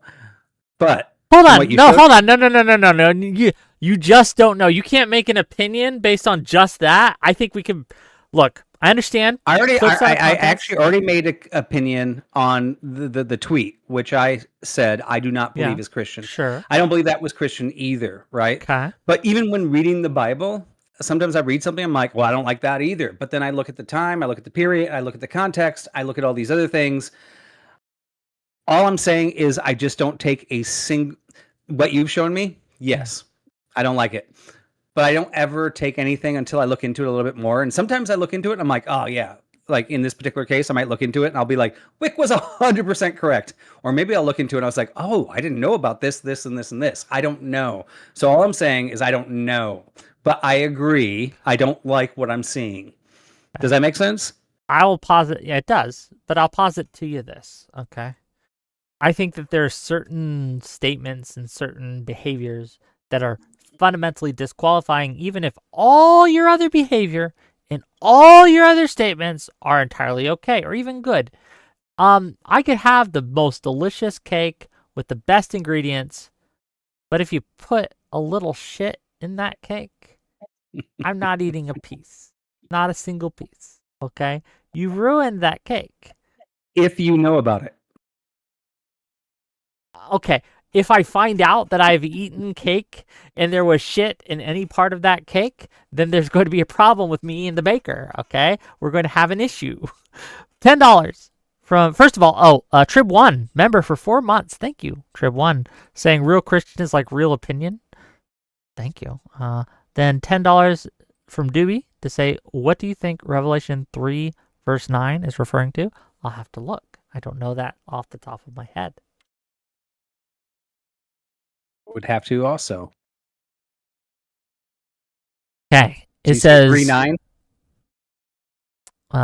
Yes, let me look at the King James Version. It says, behold, I will make them of the synagogue of Satan, which say they are Jews, and are not, but do lie. Behold, I will make them to come and worship before thy feet, and to know that I have loved thee. So, I think that this is calling out people who pretend to be one thing, in this case Jews, but are not, and lie about it, and how they're going to be made to worship at the feet of Jesus. Right? That's what it says. Yeah, and when we're talking about Jews, I mean, Jews are always confusing in the sense that there is a culture that is Jews that aren't necessarily Jewish anymore. And then there are the Jews that are still Jewish, right? So when we're talking about the Jews, we're talking about the Jewish... the Jews that are still practicing and worshiping Judaism. Yeah, I think that it's one of those things. But do you have any other takes or any other thoughts that you'd like to share while we're here? Yeah, no, I mean, I'll wrap it up because I always found it really interesting that we call ourselves a Judeo-Christian country. Mm-hmm. It's because we're based on because I'm like, Judaic and Christian values, or at least that's the claim. Mm-hmm. Yeah, right. But in a sense, I mean, it is kind of correct that Jews and Christians, we both believe in a second coming. So we both believe in the same Old Testament. We just might order the books a little bit differently. However, we believe that Jesus was the second coming, and they're still waiting for the second coming. And some hardcore Christians might even go, well, and you killed our guy. But that was, in our view, that was part of the plan, and you were still welcome. And if you chose to join us, you could join us, and you guys were the original people, and now we're opening it to the whole world. And some came and became Christians, and we still have the old Jews that are still waiting for Christ to come. And it's very interesting because, in a sense, Christians to Jews are like what? And weren't you your upbringing, if I remember right, is Mormon, right? Yes. So Mormons to Christians, you guys are the Christians, like we're the Jews and you're the Christians, right? Like you wrote the analogy book. I know what you're saying, but the analogy doesn't quite work. So so there's a lot of Christians who don't think that Mormons are Christians, that we believe in a fundamentally different set, a different Christ is what they would say. I disagree with that, but obviously that's something that is a lot of Christians, a lot of Christian denominations would say. But yeah, that's the thing. But you left that, right? So you're not part of Mormonism anymore. Yes and no. I'm up in the air right now, right? Okay. We're so you still like at this point. I heard you say earlier through your upbringing, you felt like a lot of your morals and personality and my morals, yes, were absolutely views of right and wrong were shaped by that. Absolutely, right? Yes. Yeah. So that's pretty cool. And by the way, as a Christian, I think Mormons are a little bit weird, but I've never met a Mormon I didn't like. I don't know why. They're just the best people. Every time I meet them, like I've met plenty, okay, that I dislike. Maybe I haven't met enough. One of the issues I think with not just Mormons, though, this is just all people in general, are people who will act nice to your face, but then when you turn around, they're real dicks, okay? So one of the things that Mormons have gotten good at is being really nice to your face. They're very polite and courteous. It's true. Now that I say that, but I do, if I had to pick someone to trust, and it would be a Mormon bishop, rabbi, Protestant pastor, or a Catholic deacon, or a priest or whatever, I'd pick the Mormon guy, because I think that on average that they're going to be more honest. But that said, that might be just bias from my upbringing. So no, I get it, and you know, I am so uncomfortable with religion, and I'm now talking about it online. So I actually have lunch with my pastor on a weekly basis. I'm like, this is what I'm going to talk about this week. Where am I wrong? And am I going in the wrong direction? Am I? Can I ask a personal question just before I let you go? And you can explain it obviously, and you can feel free to say that this is too personal. I don't want to answer. Does your church ever talk politics from the pulpit? So, okay. I actually, I don't just go on Sunday. I'm very involved with our church, and I get to read all the prayer cards and things like that. I have seen our pastor talk about politics. He's like, hey, voting's coming up. And when it happens, you need to look in your heart and look at what aligns with what we do. He didn't actually say vote for this person. Sure, but he does say to vote as your conscience would dictate. I don't consider that, and maybe I should. When I read the cards, because as soon as the service is over, one of the things I do is, as I'm prepping the cards to send to the prayer team, I read through them really quickly. I do little prayers on them, but mostly because if somebody's like, "Hey, I'm thinking about deleting myself today," I want to take that card, call my pastor, and find that person immediately, right? Sure. So it's kind of like this, hey, there's an urgency in this. But while I'm doing that process, when I saw that sermon, I know he didn't say, vote for this person, vote for this prop, didn't say any of those things. And I saw so many people write in the cards, like, I can't believe you told me to vote Republican. right? So Fair enough. it's always in the interpretation,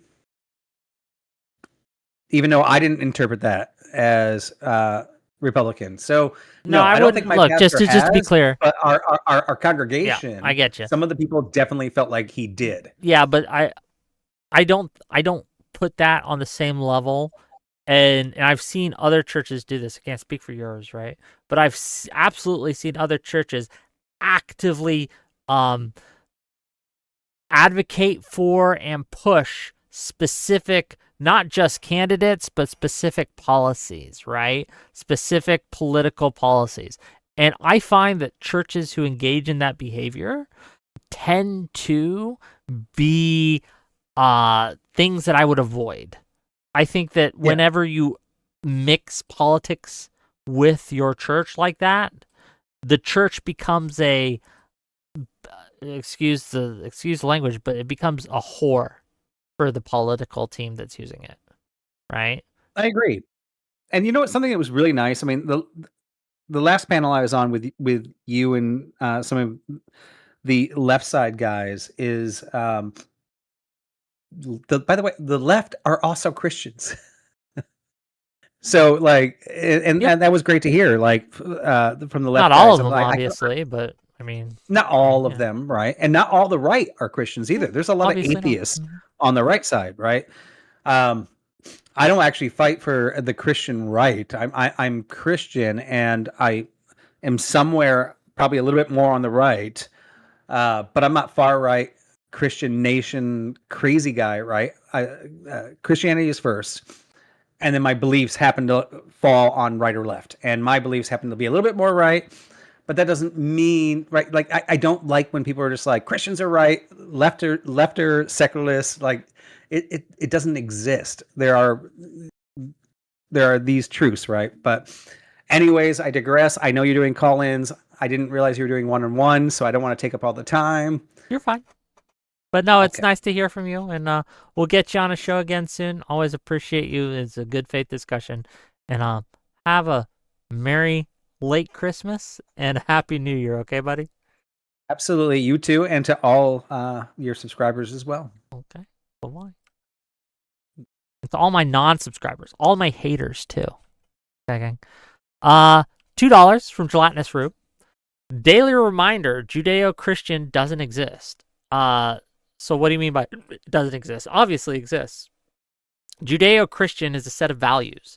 And the reason we say Judeo-Christian is because they're based on a shared set of values. It's not a religion. It's a value system. Now, you can agree or disagree that America is founded on it. That's fair. But when people say that the West is based on the judicial system of the West, the cultural of the West is based on Judeo-Christian values, that's what they mean. It's a shared set of Jewish and Christian values. Okay? Abrahamic religions. People talk about those a lot too. And it's based on an Abrahamic religion would be Christianity. Islam is an Abrahamic religion.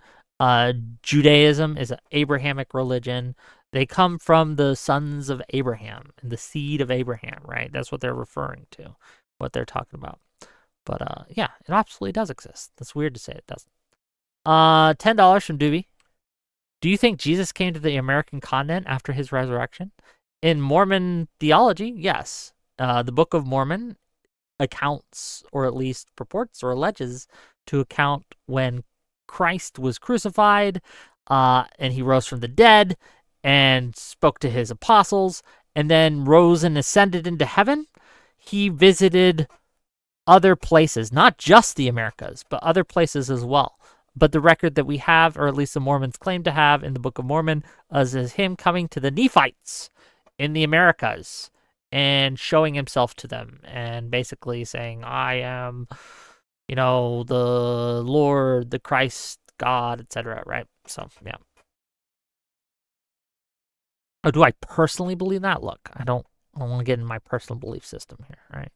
I'm agnostic at the moment. I do not know. I don't know. I will say that when it comes to my value system, right, I do think that the values taught in both the Bible and the Book of Mormon really have influenced my modes of behavior and thought.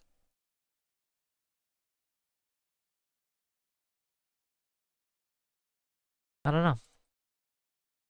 That's what you get out of me. I don't know. I think that, like, if I'll say this, if I was going to become super religious again, it would be Mormon. I would be Mormon. I do have problems with some of the behaviors of the Mormon Church and some of the theology of the Mormon Church, right? The concept of hell is a weird one. I think Mormons get it more correct than general Christians, but I still have a problem with the idea of eternal punishment for a temporary sin, right? So doing something that, like, the idea of being punished literally forever for anything, even if you killed and ate 1 billion babies, okay?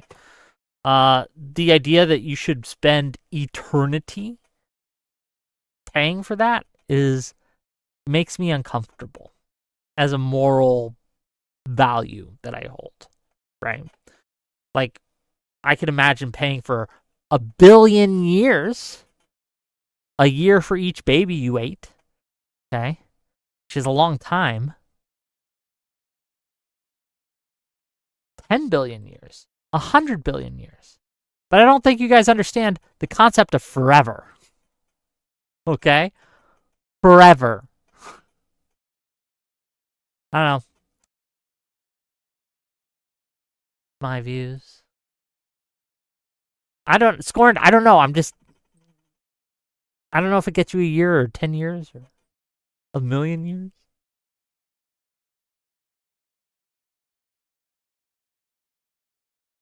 Okay. Let's see. Oh, let me get rid of that. So I was going to talk more about the fraud stuff, the Somali fraud. And I will, but I was invited on a show about that next week, so I'm going to save my hottest takes for that. But let's talk about it. So when I saw on my feed, a lot of people started talking about, and I think it was Minnesota, there's a huge amounts of Somalian daycare fraud and other fraud by Somalians. Some of the numbers that they threw out were like $8 billion, things like that. I was like, wow, that's crazy. And I looked into it. And this is just fraud from 2020 and 2019 and 2022. I haven't been able to find, and again, I just started looking into it, so it might be out there. I'm free to believe that it is. But these are the cases that the Biden's DOJ were investigating and prosecuting. There's been people who have been convicted of this and put in jail. So I'm just wondering, is there another case that has come up that I'm not aware of? Right? Is there something new? Because what it feels like and what it seems like is this is just rehashing stuff from 2022. Which is fair. I mean, it's still something that deserves criticism. Here's my take on fraud, gang. Okay? Here's my take on fraud. Fraud is bad, whether or not it's done by Somalian immigrants who are defrauding the people of Minnesota and the Biden DOJ has prosecuted. It's also bad when it's from crypto scammers or private equity individuals that Trump has pardoned. Fraud is bad. Okay? I don't know what to tell you. But it is wild to me. The Republicans will look at the Democrats and say, you're enabling fraud when you got Trump pardoning people who've stolen literally billions of dollars from the American taxpayer. Oh yeah, you care about fraud? Do you really? Do you really, buddy? So when we talk about enabling fraud, we have Trump who has made it easier to commit fraud by changing the laws on what counts as fraud. You have Trump, who has literally pardoned people who have stolen billions of dollars from the American taxpayer. And then you have the Democrats, who have prosecuted people who've stolen billions of taxpayer money, who've put them in jail, who've taken them to prison. Okay? So yes, I agree. If we find anyone, left or right, who is enabled and engaged in fraud, I think that they should be put in prison. And I don't think Trump should pardon them. That's my stance. Okay. Pretty ice cold take, I feel. Pretty ice cold take.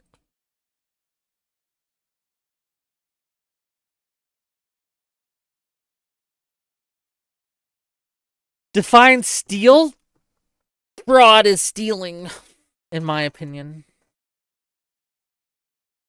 Defrauding the government, right, is when you offer a service such as childcare.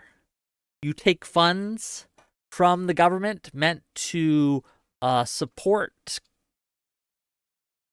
childcare companies, childcare centers, etc., and you don't actually provide that service.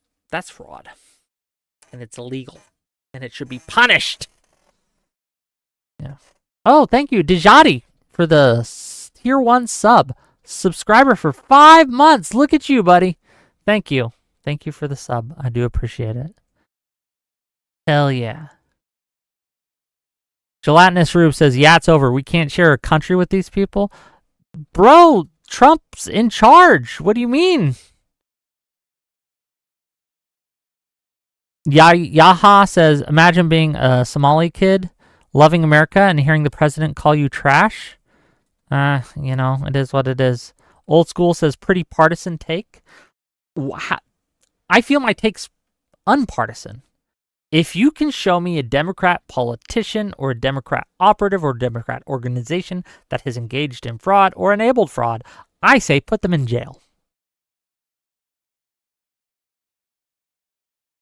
How's that partisan? I also say, if you find a Republican who's done that, to also put them in jail. And then don't pardon them. I think I have the same stance for both parties.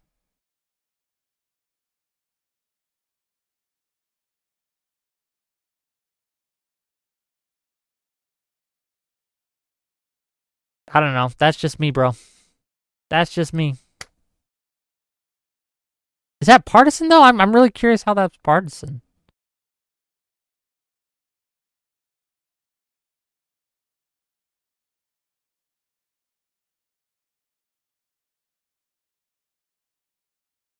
If you want to call in, Old School, we are doing call-ins. Come on in. Let's talk. White Dark says, only partisan if you consider only one party is committing and giving fraud and forgiving fraud. No, like I said, if you can look, there's fraud in the government. That happens, right? There's fraud from both sides. That's true. But I do think it's worth looking at the different ways that the different parties handle the fraud. Okay? And I think that we can look at the ways that the Trump administration has handled fraud. And I think we can look at the ways that the Biden administration has handled fraud. And we can make judgments on which measurements, actually, on which side has handled fraud better than the other side. I think that's perfectly rational behavior. I think that's personally a perfectly reasonable way to look at politics, is to say, okay, well, I don't like this. Which side is doing it more and which side is doing it less? Which side is having it happen more and which side is having it happen less? Which side is punishing it more and which side is forgiving it more? I think we can look at all these things and we can make a take based on that.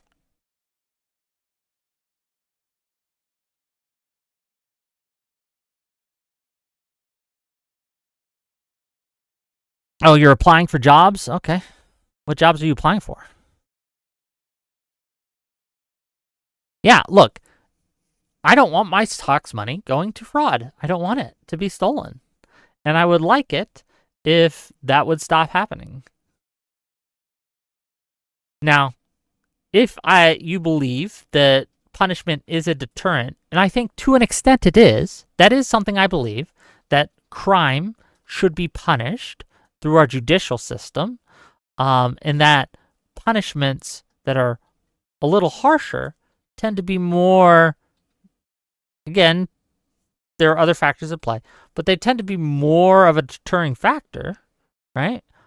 I think when it comes to fraud specifically, I think it's pretty reasonable to look at the way the Republicans have been behaving the last 5 years or 10 years, and the way that the Democrats have been behaving the last 5 or 10 years, and to say, looks like if I really care about fraud, I should be voting Democrat, because they're the ones that are punishing it more. That doesn't mean they're perfect. And it's very possible that some high-level Democrat politicians could have been engaged in fraud. And if they are found to have been engaging in fraud, they should be put in prison. But that's not a partisan take. Gelatinous Rube says, Wick, this is evil. Come and tell me why it's evil. It's a call-in show. Come and call in. Tell me why it's evil. Why is my take evil? I don't actually believe this. I promise you I do. I'm not trolling you. I actually believe this. Do you know who Rick Scott is? You familiar with him at all?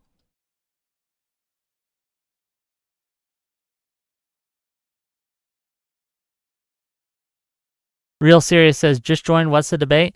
Well, right now I'm waiting for Gelatinous Rube to call in and tell me why me thinking that the Republicans engage and forgive more fraud than the Democrats is evil. I'm curious to hear his justification for that.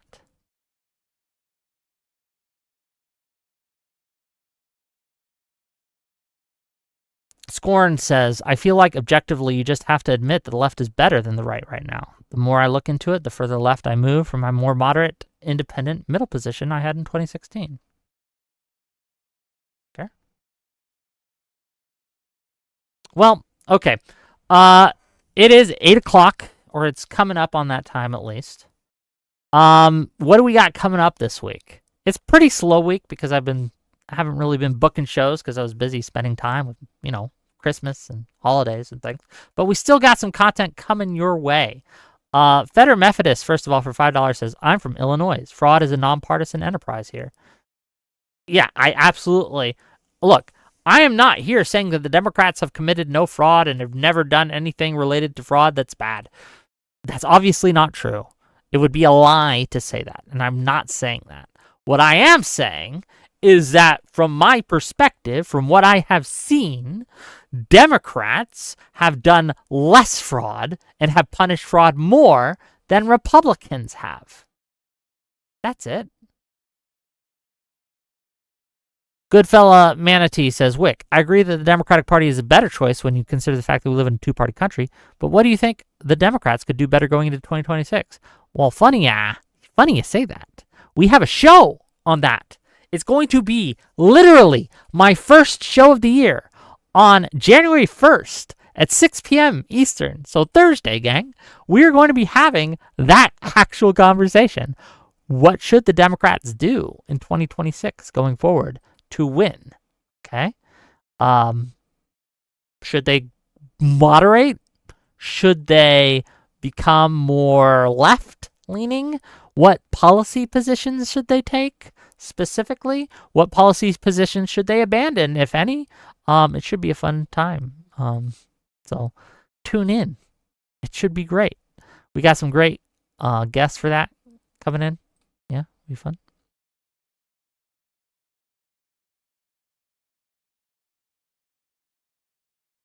If Colin, you'll call in. What's your opinion? We have a call-in show right now. Just give me your opinion right now. What do you think we should do differently in 2026? Good fellow Manatee.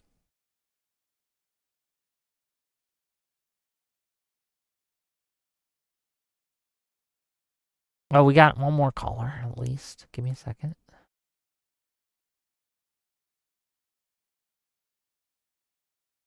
Hello.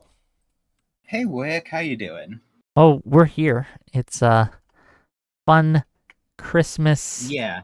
spectacular. So Goodfella is actually my account, so that's me saying that. Oh, okay. So yeah, I was I do like to think about like what the Democratic Party could do better, all things considered, because Sure. you know it's always this. It seems like there are two sides in general when it comes to like what direction the Democratic Party should go in. Like, should we get a bit more extreme, a bit more socialist, a bit more appealing to like the far leftish? Should we moderate more to try and appeal to like the moderate? There is the third way that I didn't know existed until recently, and I had a conversation with a guy. What is that? I won't out him, but so this guy thinks that the Democrats should do literally nothing. That they should just do nothing, because anything they can do risks upsetting someone or alienating someone, and that currently Trump and the Republicans are just bleeding support, and so all the Democrats have to do is nothing, and they will win. And that's his advocacy, that the Democrats do nothing. What do you think of that? I'm really curious. I think that's really stupid. I tend to agree, but I'm curious as your reasoning why. Go ahead.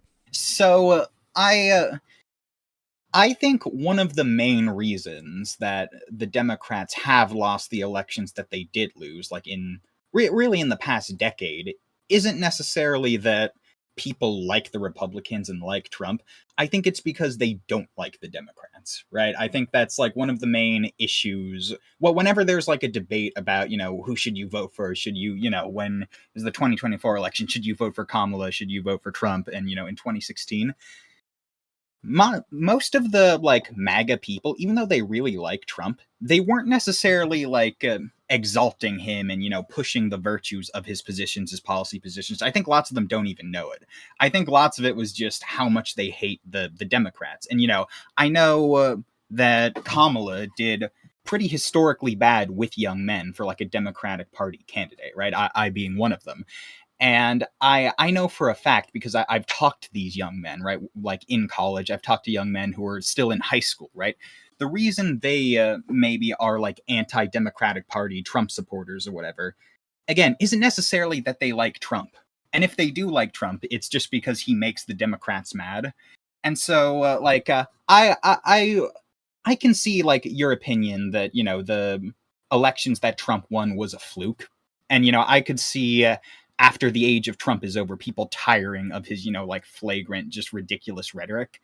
But, what comes after Trump? It's going to be people like J.D. Vance. It's going to be people like, Vivek Ramaswamy, or however you pronounce his name. And I think these people are going to be pretty good at, like, dismantling the moderate, liberal, democratic, just a party ideology that we've had for a long time. And I think just not doing anything, just focusing on like, oh, vote for us because Trump is bad or because the Republicans are bad. I think historically, or at least, I don't think that's a winning. It might win us this election. Like I'm going to be real. It probably will, but I don't think it's a good recipe to solve what I feel are some of the consistent Democratic issues that turn people away from our party, that we do wrong, that we do bad. And I think that we need to fix those things.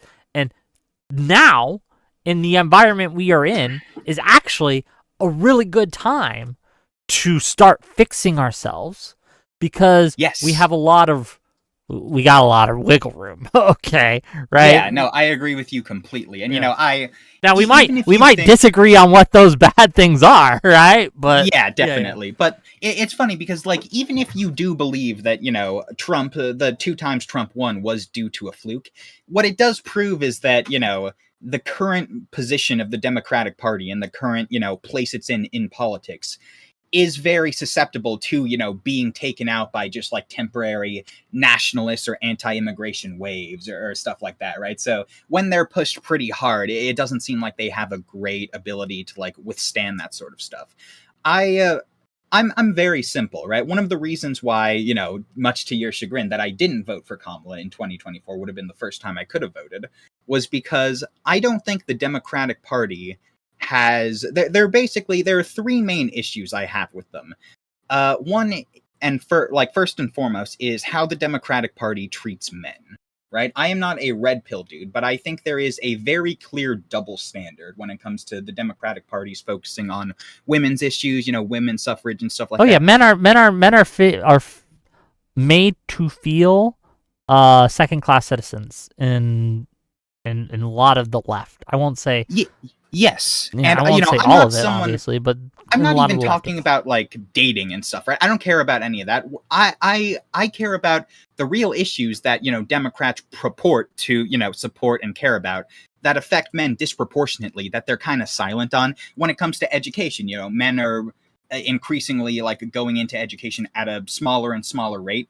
When it comes to mental health, men are the majority of suicides and stuff like that. And, Democrats can say that, like, oh, we're better on, education and mental health. Well, I agree. Obviously, that's true. But the Democratic Party, their entire thing has been sort of, we're going to seek out marginalized groups, right? Groups that are disadvantaged by society. And we're going to, fix that for them. We're going to give them stuff that, can sort of close that gap. But it seems like they're not willing to do that with men. They can't like do something that targets men specifically. If they are going to improve men's lives, it has to be just, by improving like the general lives of all Americans everywhere. So like they can target, minorities specifically. They can target women specifically. But if they want, when it comes to men, they have to sort of fold men into just we're helping everyone. I think that's a losing strategy. I think it's very clear, why they lost young men in 2024.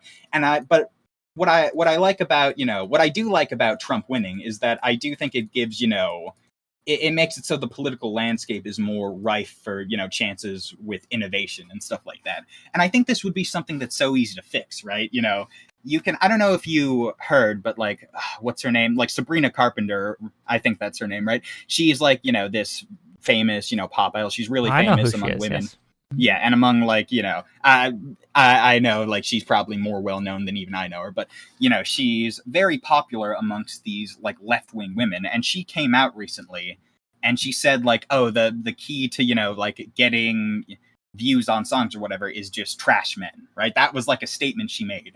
I think that was her. It may have been one of these other like young women pop idols or stuff like that, but you get my point, right? And you got to think like that. I thought that was Billie Eilish, but I could be wrong. Billie Eilish, I think, said some things like that in the past. She's another one. They both might have, right? I don't know. Yeah, but you understand, like this, stuff like this would culturally, it hurts us politically. I 100% agree. The Trib One for $5 says this. It says, I actually think it's illogical at this point to think another celeb or non-politician couldn't run on what Trump did and win over the Republican Party. Thank you for the $5. I just we're in agreement that we need to stop.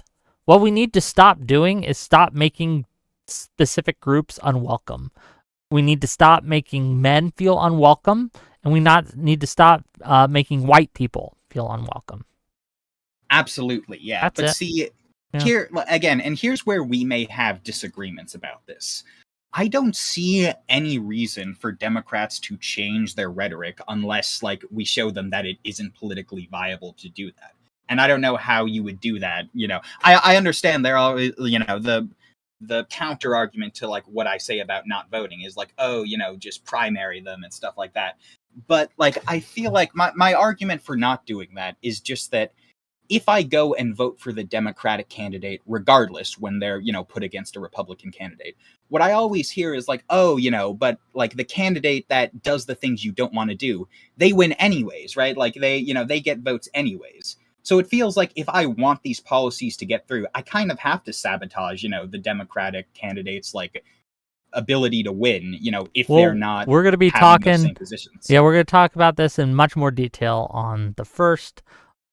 Maybe I'll hit you up as a backup guest for that. It's full now, but I could use you maybe as a backup, or maybe as a fifth even. But DM me, and we'll see. For now, though, I do have to go.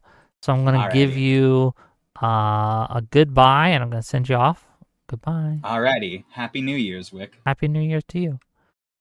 Okay, gang. We're going to raid out. We're going to raid into Lactoid. Okay? And I will see you guys. I rated him wrong last time. That's why we're doing it. But I'll see you guys on Wednesday at 6 p.m. Eastern.